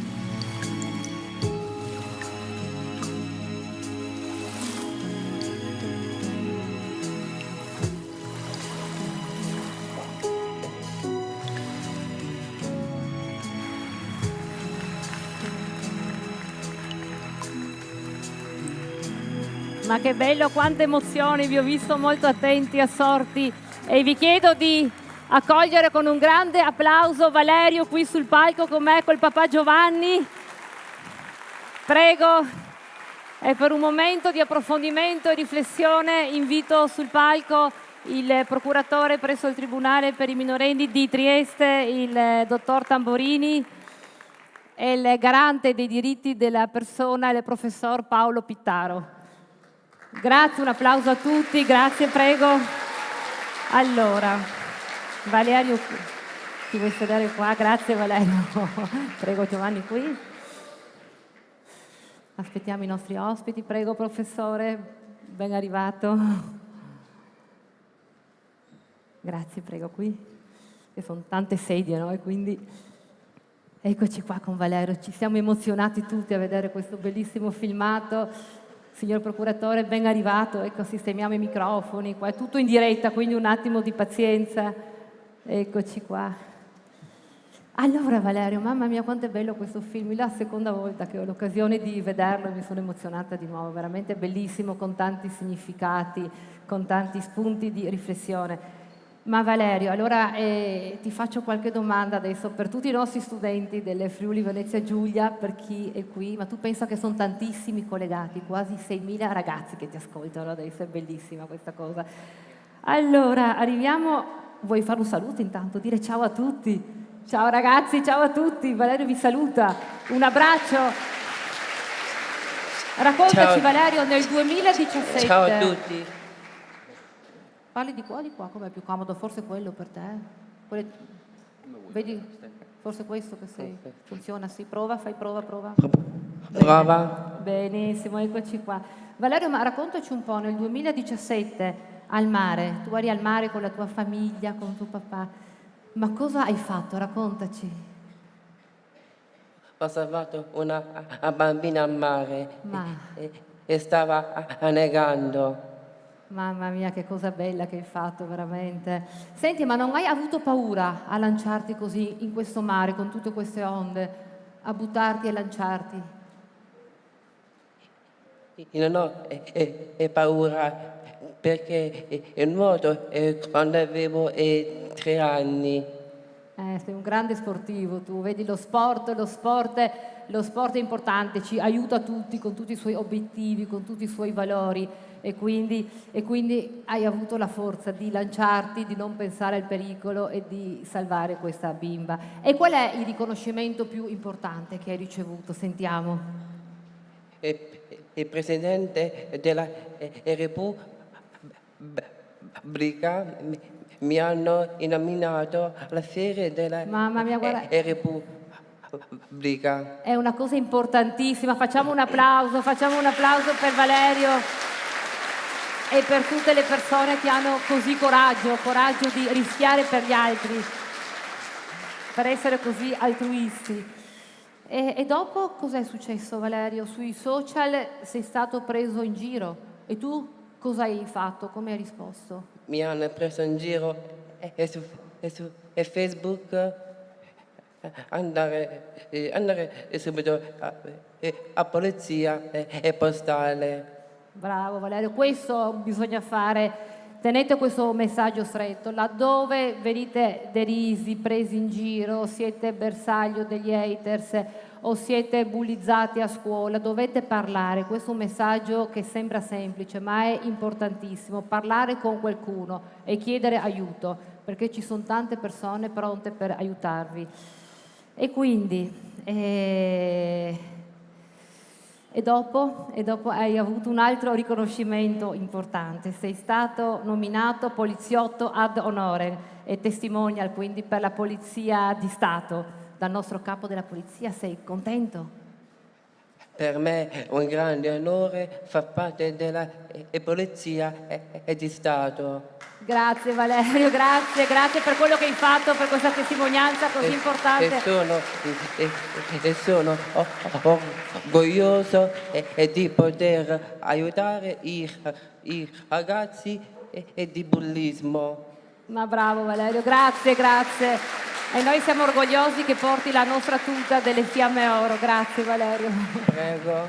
Grazie. Il papà Giovanni vuole aggiungere qualcosa, vuole dare un messaggio a questa bellissima sala. Innanzitutto buongiorno a tutti, grazie per l'invito, saluto le autorità, grazie per l'invito, oggi una giornata bellissima. Il consiglio che posso dare ai giovani, un consiglio da parte offesa ma anche da genitore, guardate, allora, dietro Valerio, ma dietro ai ragazzi come Valerio c'è tanto lavoro degli insegnanti, tanto lavoro dei terapisti, tanto lavoro anche di noi genitori, dove molte volte siamo portati anche, lo rifarei altre 1000 volte, anche a tante rinunce. Quindi voglio dire, vedere con un solo click, non dico sfumare, perché insomma poi alla fine questi sacrifici che vengono fatti non sfumano dietro un click fatto su un PC o su un telefono, però insomma vedere queste offese gratuite solo per il gusto insomma di sorridere, questo fa male alle famiglie, fa male a chi ci lavora con questi ragazzi, fa male al ragazzo stesso. E io quello che vi posso consigliare, qualora vi trovaste nella stessa situazione in cui si è trovato Valerio, sicuramente di rivolgervi alla polizia postale, quindi all'organo più competente di questi reati, e di non iniziare un contraddittorio. Io ancora prima che genitore sono di Valerio, sono anche un collega, seppure di un'altra forza armata. E quindi, come dicevo, sono un genitore. In quel momento lì, quando è successo quell'episodio, ho contattato l'amministratore del sito invitandolo a smetterla. Sbagliando, perché nel contraddittorio non bisognerebbe mai andare, ma come dicevo rivolgersi sicuramente prima alla polizia. Da lì sono partite delle offese indicibili nei miei confronti, quindi ho chiuso ogni colloquio e mi sono rivolto alla polizia. Quindi attenzione, anche perché, come vi diceva prima la dottoressa, Sono situazioni molto, molto pericolose. Voi siete avviati al mondo del lavoro, quindi quando si inizia, si intraprende un lavoro, quando si viene assunti, vi si chiede anche un certificato casellario, e trovarsi già con un reato penale. Il 18 di questo mese ci sarà il processo di queste persone che hanno offeso Valerio, e quindi pensate bene a quello che fate, a quello che scrivete. Grazie per questa testimonianza. E adesso volevamo chiedere al nostro procuratore, che ringraziamo per questa sua presenza oggi importante, volevamo chiedere, innanzitutto cominciamo col dire che l'anonimato in rete non esiste, ragazzi, assolutamente, e che ci sono delle conseguenze per tutti questi atti, vero? E anche i minori sono imputabili, perché a volte uno pensa, sono minorenne. Signor procuratore, cosa vogliamo dire ai nostri ragazzi? Allora, se sono stato invitato come magistrato a rispondere a questa domanda, già si capisce come va a finire col cyberbullismo. Si finisce in tribunale, perché quelli che comunemente vengono chiamati brutti scherzi sono quasi tutti reati, e i reati possono essere accertati solo in tribunale. Prima cosa, parlo a tutti voi, magari anche ai più giovani e ai meno esperti: perché succeda qualcosa ci vuole la denuncia, perché la corrispondenza è segreta, è riservata, e quindi se non c'è la denuncia queste cose non vengono fuori. Poi cosa succede? Altra cosa che magari per noi è scontata, ma non è scontata per tutti, è che tutte le denunce vengono lette non solo da chi prende la denuncia, ma anche dal suo superiore, e poi arrivano alla Procura della Repubblica e noi le leggiamo tutte. Quindi nessuno pensi mai: ah, ma cosa sto a denunciare, cosa vuoi che si occupino con tutti i problemi che ci sono del mio caso. Andate tranquilli che tutte le denunce vengono lette. Poi andiamo avanti. In genere non ci sono regole precise stabilite nel codice, perché ogni caso è diverso, però in genere vengono sentite le due parti, e in genere si sente prima, anzi si fa sentire dagli organi di polizia, la presunta vittima. E questo è importante per tanti motivi. Prima di tutto, così la presunta vittima si accorge che si è messo in moto qualcosa. Poi anche per capire la sostanza, la serietà della denuncia, perché non è che le denunce sono tutte verità assolute. E poi capire anche che tipo di danno ha fatto, perché lo stesso scherzo può su qualcuno creare un fastidio e su qualche altro creare un grosso trauma. Quindi si sente la persona offesa. Lo dico per esperienza, non perché lo so o perché è una bella cosa da dire. E non vale per tutti i reati, ma per i reati di bullismo e cyberbullismo non ricordo uno che si è pentito di aver denunciato, perché la denuncia, la messa in moto del procedimento, è una liberazione, è la fine di una sofferenza ingiusta e spesso molto pesante. Quindi non pensate, poi magari poi me ne pento, perché io non ho esperienza di gente che ha fatto la denuncia e poi se ne è pentita. Poi separatamente facciamo sentire il presunto colpevole. E già qui nel 90% dei casi il bullo si sgonfia, sempre che sia veramente bullo. Perché? Perché solo convocarlo in un ufficio della polizia, accompagnato dai genitori e magari anche dall'avvocato, che ha anche un costo, già solo quello produce un effetto terapeutico. Perché? Perché il bullo è bullo, non perché è una persona che ha delle doti superiori, è bullo nel suo ambiente, nella classe, nella scuola, dove riesce a spadroneggiare, ma fuori da quell'ambiente non è altro che un ragazzo che magari oltretutto non è neanche molto fortunato perché non è capace di avere delle relazioni sociali alla pari. Quindi semplicemente un ragazzo un po' sfortunato che arriva con i genitori che hanno dovuto chiedere un giorno di ferie, magari anche con l'avvocato, e a rendere conto delle sue azioni. Io parlo dei minorenni, cioè degli autori di reato minorenni. Il processo a carico di minorenni non tende alla pena, come più o meno, per essere brevi, tende quello per i maggiorenni, tende a responsabilizzare. Se si riesce, poi il processo si ferma prima di arrivare alla sua conclusione.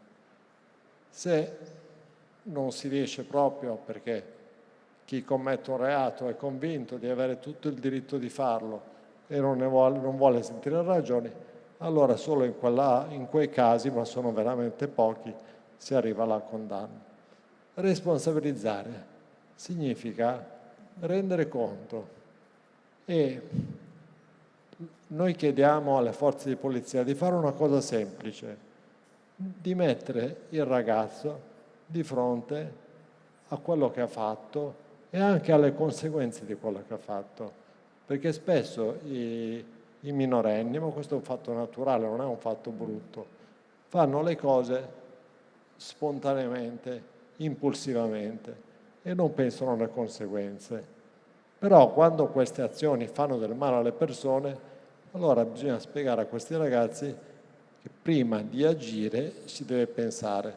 Se devo raccontare una barzelletta o fare uno scherzo innocente, mi viene di farlo, lo faccio e non penso ad altro.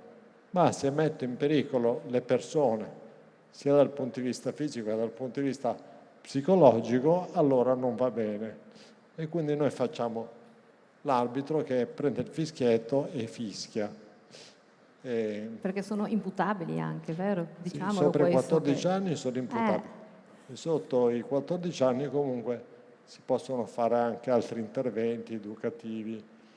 Ecco, un'altra leggenda che ogni tanto leggo nei verbali.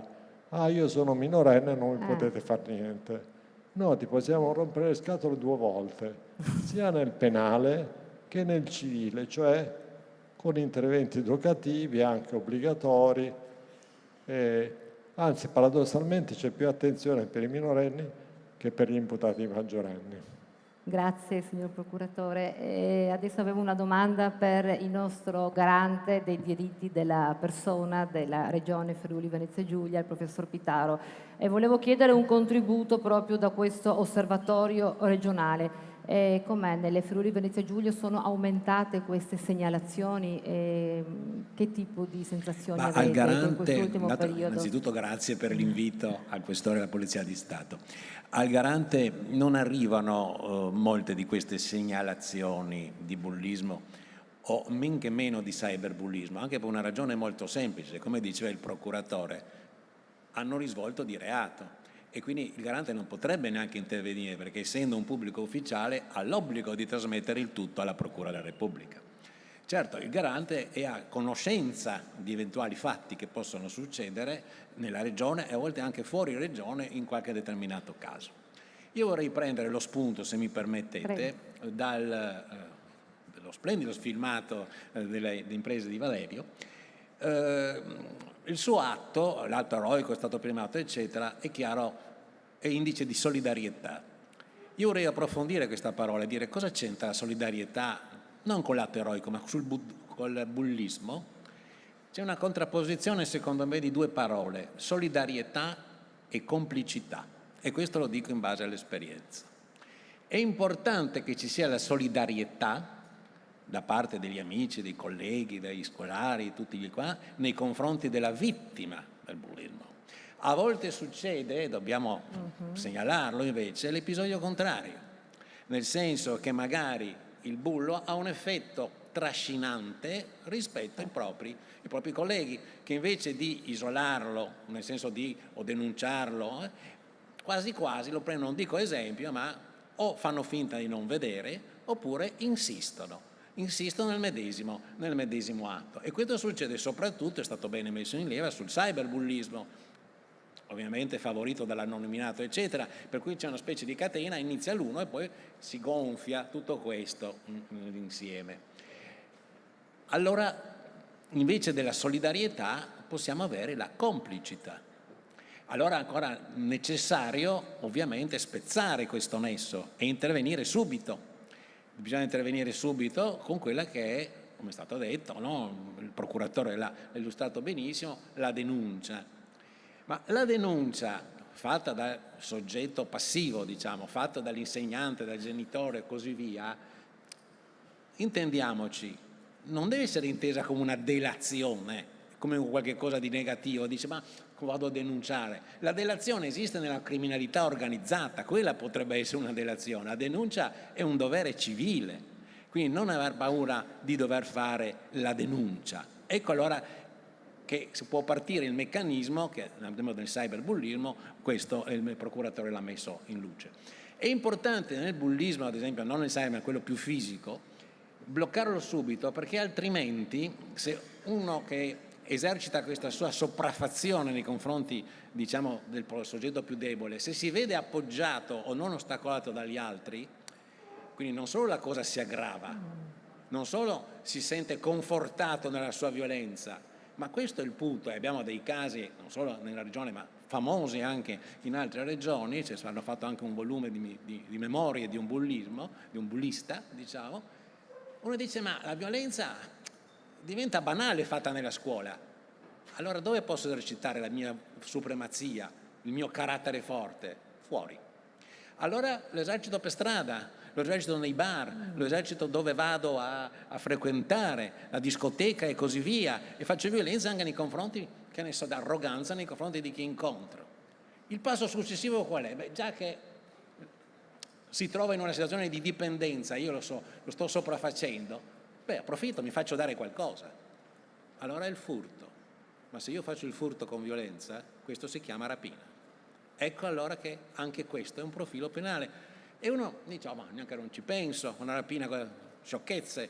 Poi magari la cosa va avanti e comincia la rapina più seria, non quello che è il soggetto che incontra in tasca, ma può essere nel supermercato, può essere fino in banca o cose del genere. E abbiamo degli episodi allora che il minore viene condannato, va al carcere minorile e poi entra, esce, eccetera, non si riesce a rieducare, poi c'è tutta una serie di vicende che adesso non posso esporre, e poi magari passa al carcere ordinario, diciamo. Il secondo punto che nasce da quello che si è detto e dal filmato, nel cyberbullismo, le parole sono importanti. Le parole possono essere indice di conforto, di solidarietà, ma possono essere delle armi. E le parole non sono solamente le offese, attenzione, le parole possono essere cosa anche di più grave. È stato ricordato, se non sbaglio, proprio dal dirigente della Polizia Postale Nazionale, che è stato aggregato, no, ieri. Possono indurre al suicidio, ma possono anche indurre, abbiamo visto molti casi in Italia, in quelle che vengono chiamate le sfide, le challenge, per cui si mette in dubbio il coraggio, no, dal punto di vista anonimo ovviamente del soggetto, dice fai qualcosa, filma, no, lanciati da un piano all'altro, vai sui binari della ferrovia e rimani ad aspettare il treno, ti togli l'ultimo momento. E abbiamo avuto delle morti su questo, anche suicidio. Quindi importantissimo le parole. Allora, pensare bene. Per concludere una cosa, sì. Giustamente bisogna usare nelle parole il rispetto. È stata una delle prime parole che anche il Presidente Giallus l'ha detto all'inizio. C'è anche nel manifesto della Barcolana, proprio la parola nei confronti rispetto, degli altri, ma io devo anche pretendere rispetto nei miei confronti. E se io non ho questo rispetto, e allora devo reagire esattamente con la denuncia. Con la denuncia e parlandone, come appunto stiamo facendo adesso. Grazie, certo. Professore, grazie. C'è qualche domanda? Grazie. Dunque volevo sapere se c'è qualche domanda dal pubblico, dai ragazzi che sono i protagonisti di oggi, quindi adesso coinvolgiamoli. Luca, Sì, dottoressa, prego. qua c'è un ragazzo del Volta, alzati pure, Cesare, e non solo è studente del Volta, ma fa parte anche di un gruppo di Peer Educate. Raccontaci un po' cos'è e poi la domanda a chi la vuoi rivolgere. Ok. Allora, noi siamo il gruppo dei Peer Educators del Volta e ci occupiamo, tra le altre cose, del gruppo che viene accolto dai ragazzi più grandi, quindi facciamo accoglienza per i ragazzi delle classi prime e abbiamo un progetto che chiaramente prevede delle attività, una di queste è per l'appunto su bullismo e cyberbullismo ed è per questo che siamo qui, per cercare di assorbire la conoscenza che hanno queste persone che lavorano nel campo e cercare di trasmetterla nella maniera migliore possibile ai ragazzi. E quindi volevo porre una domanda al dottor Tamborini e chiedere, in base alla sua esperienza, noi ragazzi che abbiamo la responsabilità su questi colleghi più giovani, come possiamo aiutarli? Che consigli può darci? Grazie. Grazie. Di questa domanda. È molto bello.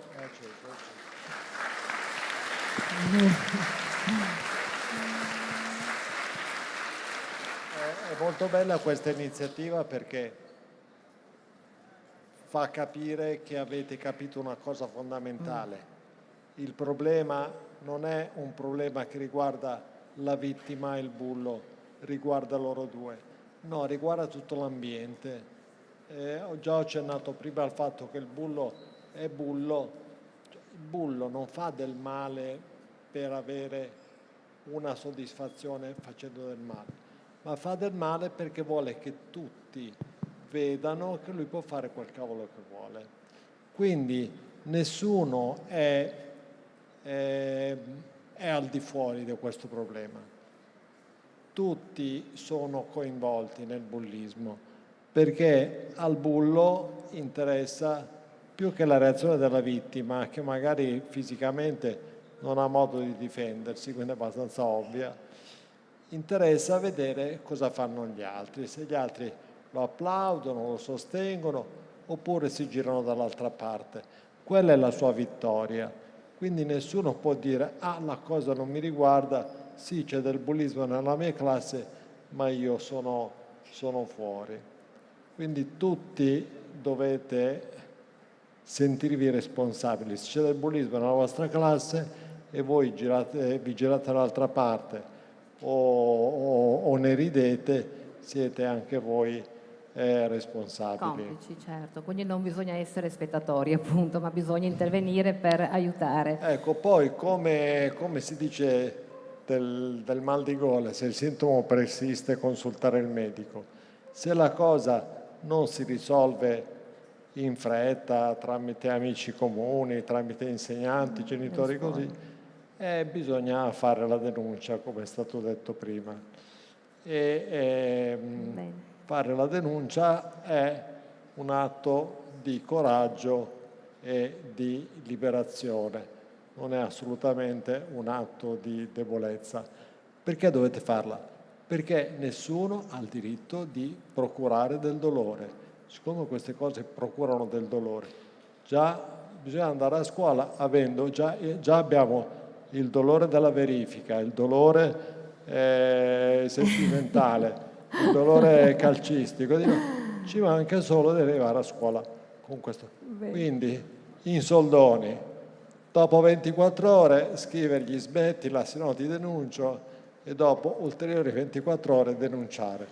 Gravissimo aspettare settimane, mesi, gravissimo e pericolosissimo. Benissimo, grazie di questi consigli. Facciamo un applauso per salutare questo parterre eccezionale. Grazie a tutti quanti di aver partecipato con noi. Vi invito a riprendere i posti, che adesso abbiamo i nostri collegamenti con le scuole del Friuli Venezia Giulia che ci hanno seguito. Grazie a tutti. Grazie, facciamo ancora un applauso. Valerio, ci vediamo dopo noi, va bene? Che facciamo una passeggiata a Trieste insieme. Prego, grazie signor procuratore. Grazie a tutti.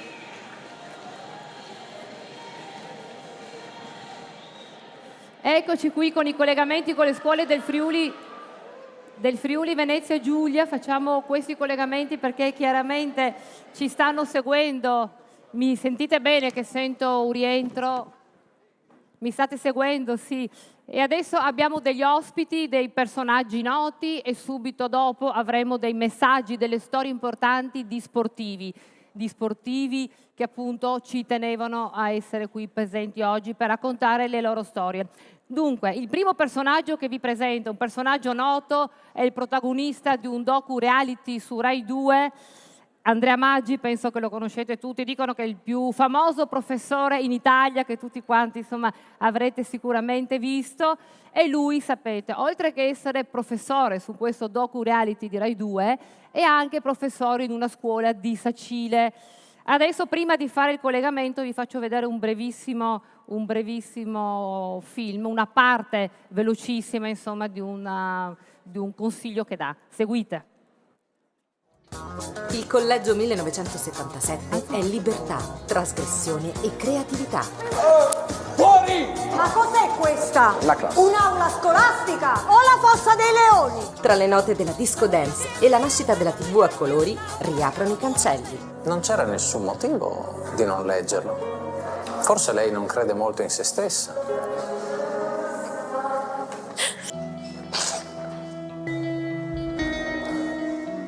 A volte i mostri che abbiamo dentro, una volta che li abbiamo buttati fuori e li abbiamo visti, sono meno mostruosi di quello che ci sembrava prima. Ho sempre avuto degli amici, allora mi prendevano sempre per stupida, magari volevo intervenire, dire qualcosa, e loro dicevano ma stai zitta, cioè come se la mia opinione non avesse senso. Mi chiamavano inutile. Io ci ridevo sopra, no? Però io comunque ci stavo male in realtà. E quindi adesso, cioè, dire la mia faccio un po' fatica. Cioè, tanto sono stupida, chi se ne frega. L'intera classe, 20 persone che ti chiamano inutile, così. Pian piano magari cominci a sentire che la tua opinione non vale niente, ecco. Cioè che puoi anche stare zitta, che tanto chi se ne frega. Lei non è per niente inutile. Lei non è per niente stupida. E nessuno può permettersi di chiamarla né inutile né stupida. Lo so che non sono stupida, però cioè, ci rimango male. Probabilmente in quel caso non erano amici. Lei deve uscire dall'idea per cui si dà addirittura della stupida da sola. Pensa di poter fare questo percorso? Ci provo. Ci provi e ci riesca. Grazie. Arrivederci. Arrivederci. È come se mi avesse messo alla prova per farmi capire da sola che io comunque sono in grado di farcela anche. E comunque non sono né stupida né inutile. Mi ha fatto piacere parlarci. Sulle spalle dei ragazzi certe parole sono macigni. Sulle spalle di Matilde certe parole sono state sentenze. Ma a un certo punto si comincia a prendere coscienza di ciò che si è veramente. Si chiama crescere. Ed eccoci, adesso ci colleghiamo dopo questo breve filmato con la scuola di Sacile. Abbiamo il nostro inviato Gianmaria. Gianmaria, ci sei? È responsabile della Polizia Postale di Pordenone. Eccolo lì con una persona famosa vicino. Vai Gianmaria, la linea. Buongiorno a tutti, siamo qua con la terza guida della scuola secondaria di primo grado Boliana Nievo dell'Istituto Comprensivo di Sacile e a fianco a me, come già annunciato, il professor Andrea Maggi. Buongiorno a tutti. Buongiorno professore, facciamo un applauso anche dalla sala per il professor Maggi.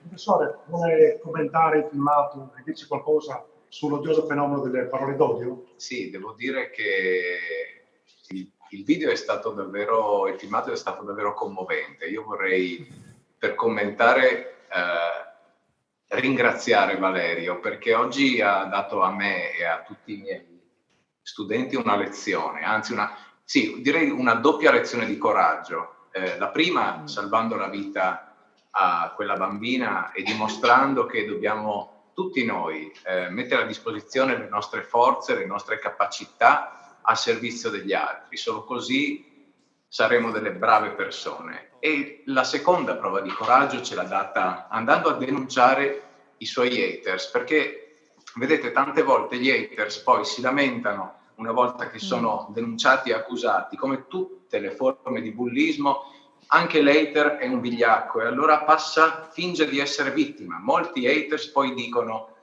questo verso di me è un attacco alla libertà di opinione, io vengo censurato. Attenzione, perché noi dobbiamo lavorare bene con le parole. Quello contro gli haters non è un attacco alla libertà di parola e alla libertà di espressione, ma è una difesa contro una forma di violenza che ha delle conseguenze anche gravissime. E il fenomeno dell'hate speech e degli haters può produrre gravi conseguenze e ha delle grandi svariate declinazioni, come il grooming, il sexting, lo stalking, e vanno assolutamente contrastate. Quindi grazie Valerio. E consentitemi di dire un'altra cosa, che la scuola, per quanto se ne parli male, se la si critichi, la scuola è sempre in prima linea per affrontare fenomeni come il cyberbullismo e l'hate speech, e volevo portarvi un piccolo esempio della mia scuola, la Balliana Nievo di Sacile, dove è attivo un progetto MEDES, che è curato da colleghe e colleghi miei formati, competenti, davvero bravi, che formano gli studenti e che qui vi presento. Abbiamo 2 studentesse che partecipano a questo progetto MEDES e che lavorano proprio per risolvere i conflitti che sorgono tra i ragazzi. E quindi vi presento Elisa e Agnese, che vi dicono in 20 secondi un po' che cosa succede con questo progetto. Prego. Dal 2015 la nostra scuola pratica la mediazione per la gestione dei conflitti interni. La mediazione viene svolta da alunni formati per gli altri alunni. In questo modo la scuola permette un'alternativa alla sanzione. La mediazione, lo spazio di mediazione è uno spazio completamente libero, volontario, caratterizzato da confidenzialità e da non giudizio, quindi ognuno al suo interno è libero di esprimersi.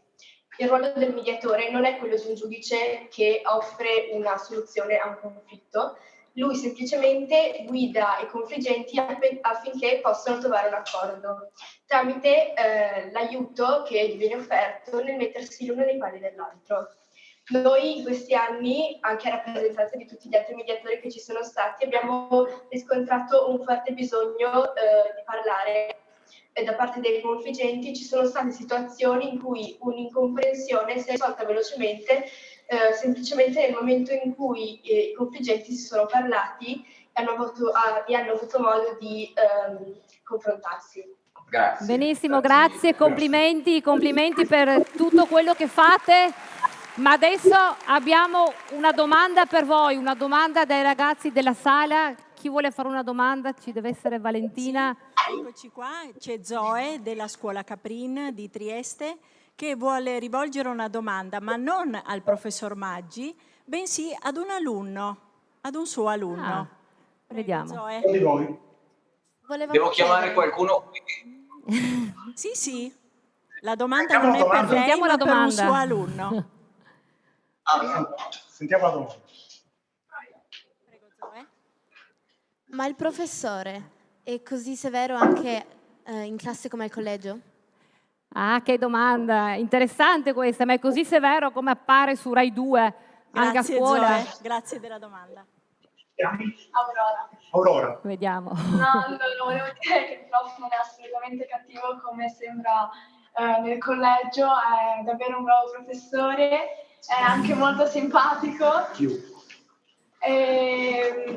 No, davvero un bravo professore e mi sta facendo appassionare alla lingua italiana come alla letteratura e alla grammatica. Adesso mi commuovo. Grazie, complimenti al professor Maggi, alla scuola di Sacile e direi a tutti gli insegnanti che fanno un lavoro bellissimo, complimenti. Adesso abbiamo velocemente un altro collegamento, vediamo dalla regia. dal mare di Trieste e della Barcolana passiamo alla nostra montagna bellissima, a Tarvisio. Abbiamo il collegamento con il liceo Bachmann e c'è lì la nostra Annalisa, che è responsabile Buongiorno. della Polizia Postale di Udine. Prego Annalisa.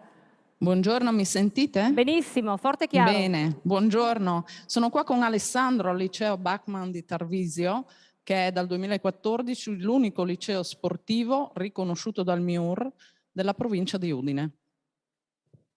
Sì, questo liceo sportivo ha collegato un convitto che può ospitare ragazzi e sportivi e studenti da tutto il mondo che possono usufruire appunto dei servizi di questo splendido istituto.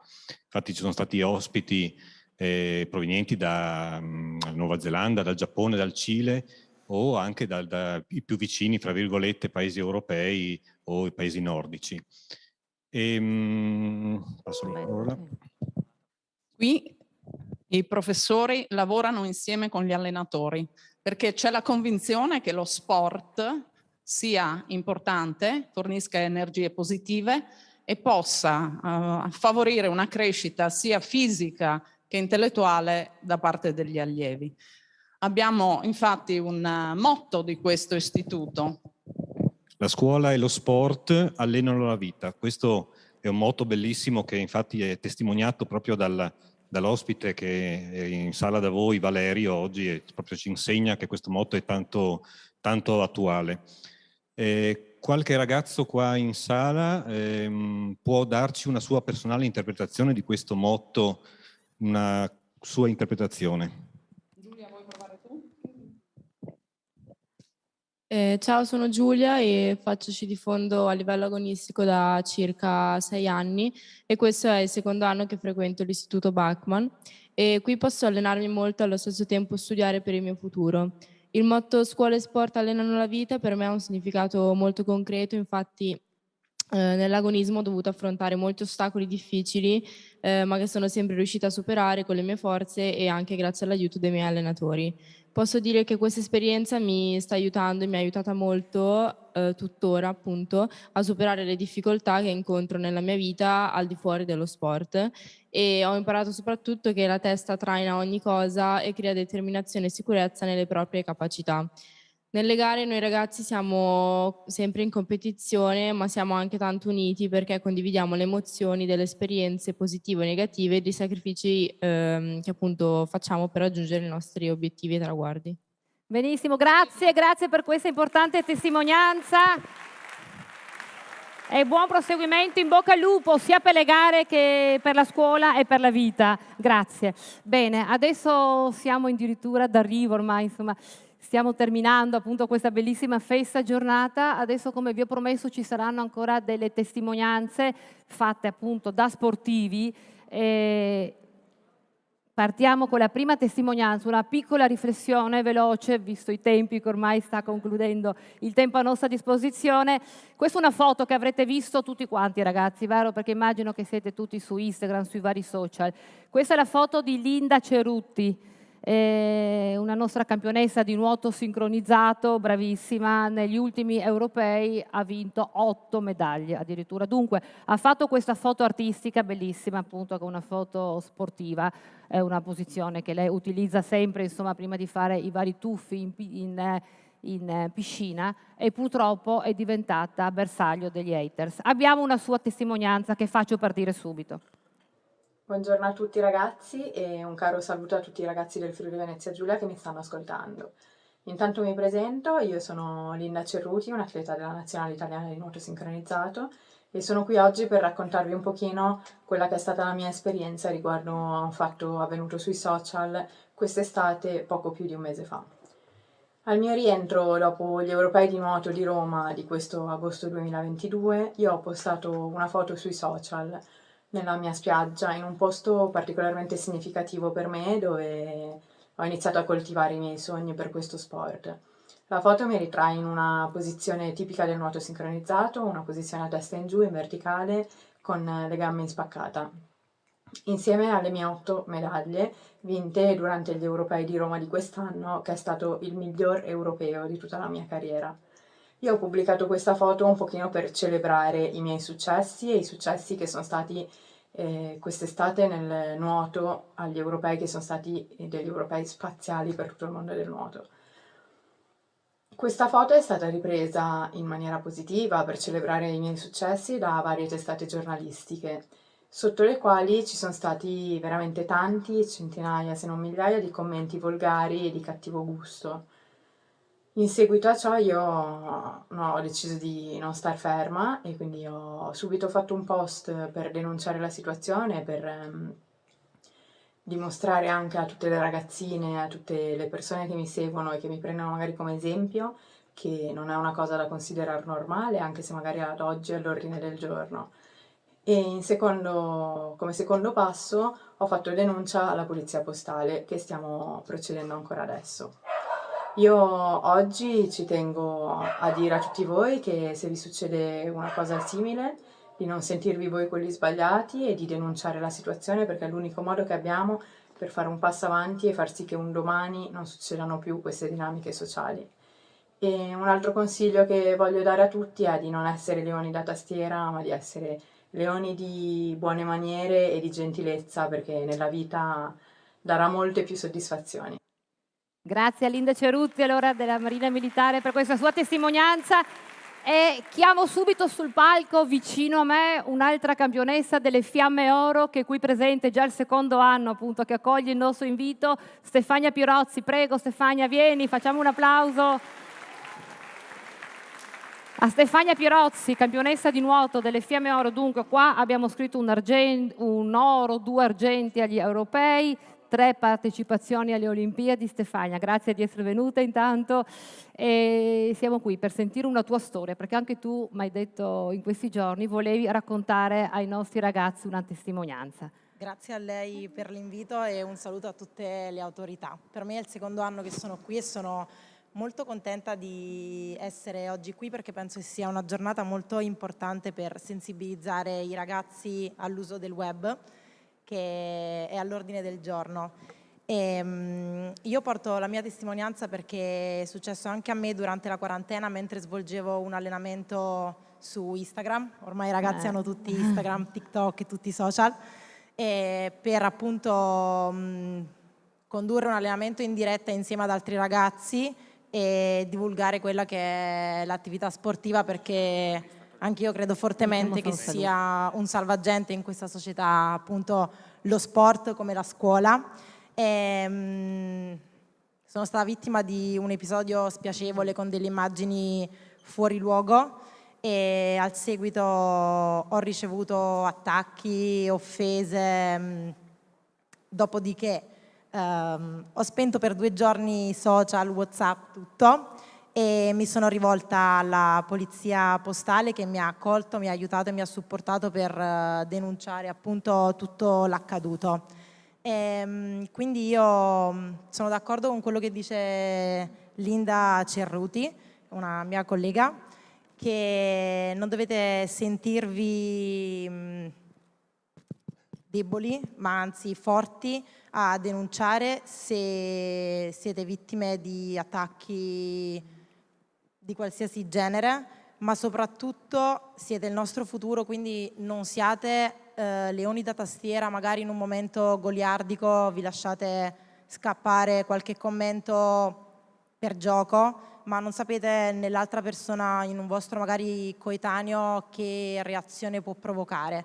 Può essere magari presa soltanto come offesa o anche cose un po' più gravi. Quindi siate i nostri eroi in una società così social. Grazie per questo messaggio, un applauso a Stefania, grazie di essere stata con noi.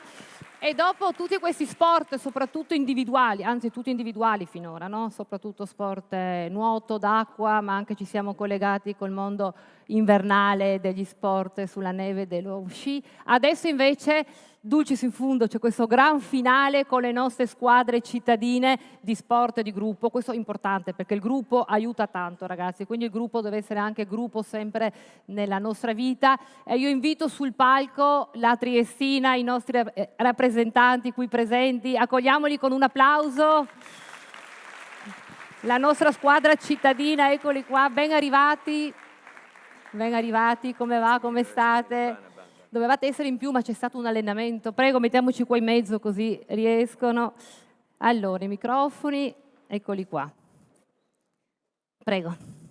Così vi do la parola per un saluto. Salve a tutti. Dovevamo essere di più, ma i calciatori il docufilm abbiamo visto, lo hanno visto, solamente c'erano gli allenamenti, oggi c'è la partita di Coppa e un altro era infortunato, doveva fare fisioterapia.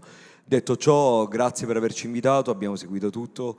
Ahimè, la parte bella dei social credo che soprattutto in un periodo storico che stiamo vivendo, fatto non solo di attacchi, non solo di un linguaggio che non può essere o non può passare come qualcosa di normale, ma è anormale. Mettici dentro anche le fake news, mettici dentro che noi lavoriamo nel campo dove l'insulto, diciamo, è all'ordine del giorno, che sia appunto quello legato al calcio o quello televisivo per quel che mi riguarda. Ci sono due soluzioni.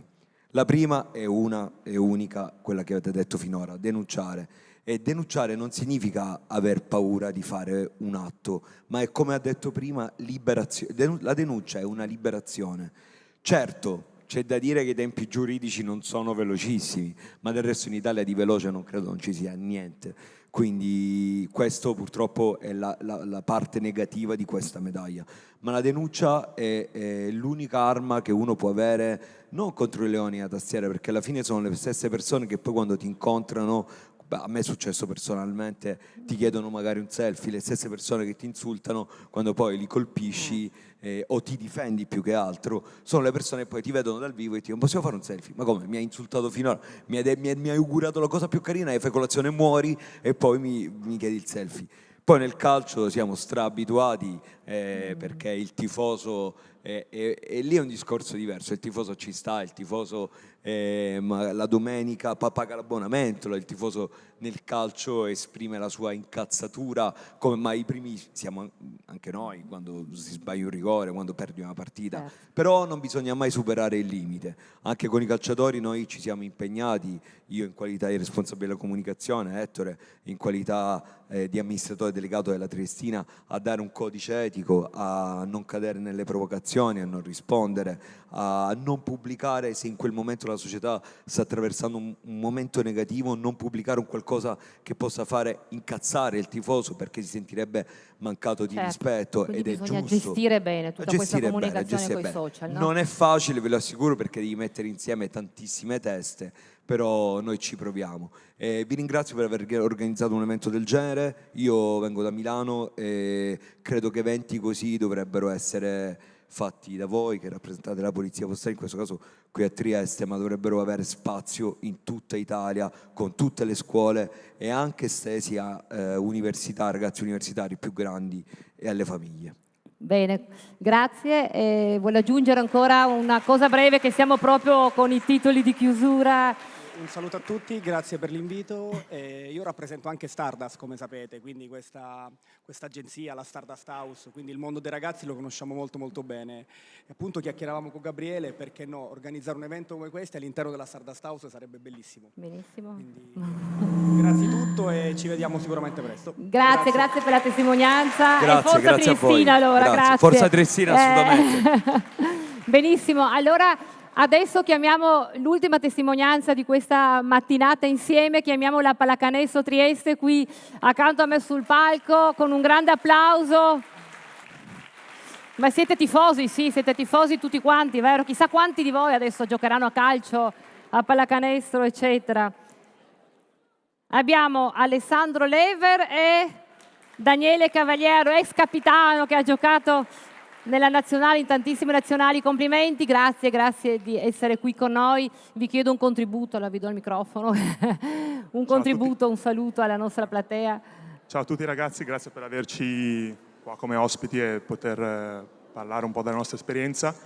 Come hanno detto prima, sia nel basket che nel calcio, ma in tantissimi altri sport, spesso e volentieri i giocatori, gli allenatori vengono presi di mira da insulti, pre-partita, post-partita, durante la partita stessa. Personalmente penso che sicuramente non è una bella cosa finire una partita magari dopo che perdi e vieni insultato. Personalmente provo sempre a ignorare sbagliando, perché certe parole, certi atteggiamenti ci toccano e ci possono sicuramente influenzare e bisogna sicuramente denunciare. Personalmente ho avuto pochissimi insulti, per fortuna, sui social, anche perché io tendo a ignorare molti commenti, soprattutto quelli negativi, anche se da bambino sono stato vittima di bullismo alle elementari e la soluzione per me è stata chiedere aiuto ai miei genitori e agli insegnanti. Facendo gruppo siamo riusciti a sconfiggere questo bullo e dopo averne parlato con i miei genitori e aver chiesto aiuto ha smesso completamente di darmi fastidio e di importunarmi ogni giorno. Quindi facendo gruppo, chiedendo Esatto, aiuto facendo agli gruppo, altri. il gruppo fa la salva, forza, è il gruppo importante, salva, la sì. squadra, poi voi che fate uno sport di Esatto. squadra sapete bene. C'è un'ultima domanda dalla nostra platea, eccola lì, Allora, per Alessandro a questo sì, proprio punto. di gruppo volevamo parlare, volevamo domandare. Abbiamo Marco della divisione Giulia, fai pure la domanda. Tu con la pallacanestro hai scelto uno sport di squadra. La squadra può aiutare ad affrontare le difficoltà della vita? Ah, bella questa domanda. La squadra ti aiuta ad affrontare anche tutte le difficoltà della vita reale e virtuale, perché parliamo chiaramente Decisamente. di questo. La squadra, quando diciamo, partecipi a uno sport di squadra o anche singolo, nel mio caso la squadra sono un gruppo di ragazzi che per me diventano giorno dopo giorno i miei fratelli, la mia famiglia. Con loro parliamo di tutto e sicuramente ogni problema che puoi avere dentro o fuori dal campo puoi parlarne con loro e ti possono aiutare a superare ogni difficoltà. Quindi ragazzi facciamo gruppo sempre e grazie per la vostra testimonianza. Vuoi dire ancora qualcosa? Scusami che qui... No, allora, 2 cose velocissime, ciao a tutti. Innanzitutto, Valerio, grazie. Grazie, sei esempio e ispirazione. La seconda cosa, ascoltando un po' tutti oggi, pensavo una frase, adesso mi sento un po' vecchietto perché in un vecchio film del 1940, Il grande dittatore di Chaplin, c'è questa frase che io adoro, in inglese fa "We live by each other's happiness, not by each other's misery", che significa noi viviamo sulla felicità degli altri e non sulla loro infelicità. Ragazze e ragazzi, ricordatevi, l'amore, il bene sono emozioni, sensazioni, sentimenti molto molto più forti dell'odio, sia per chi li riceve che per chi li dona. Ciao ragazzi. Grazie, che belle parole, grazie, vi salutiamo, grazie per il vostro intervento, contributo. Chiamerei il signor Questore per il saluto finale e per un augurio a tutti i nostri giovani. Ragazzi, giovani, ragazzi, questi tantissimi ragazzi. Ah, signor Questore, scusi, eccoci qua. Prego.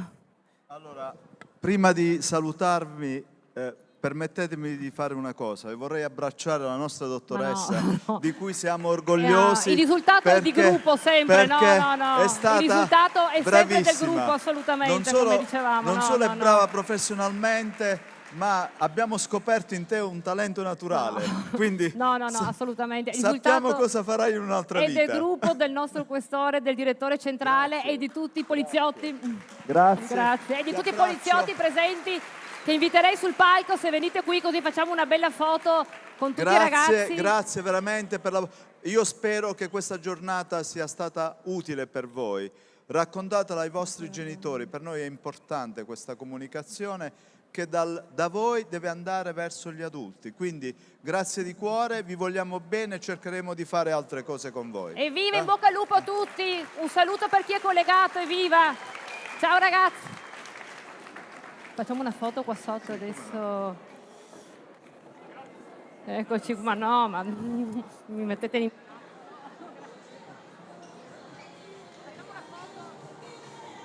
Grazie di cuore.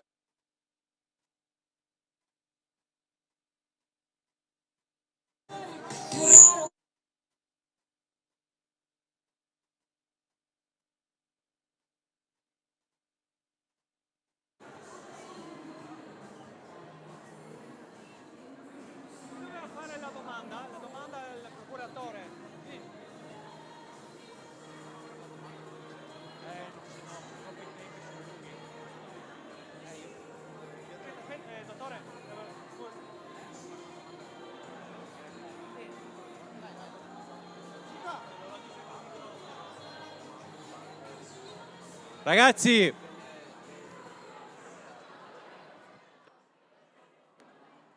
un attimo ancora di attenzione. Se possiamo fare un saluto collettivo.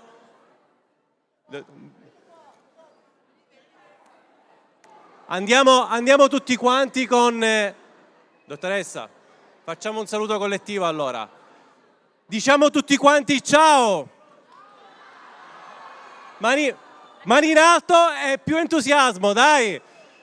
Ciao a tutti!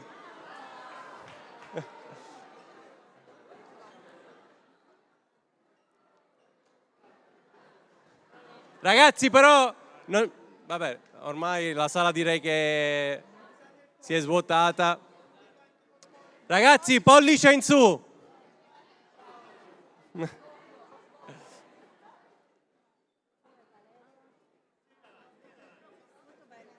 Grazie ragazzi.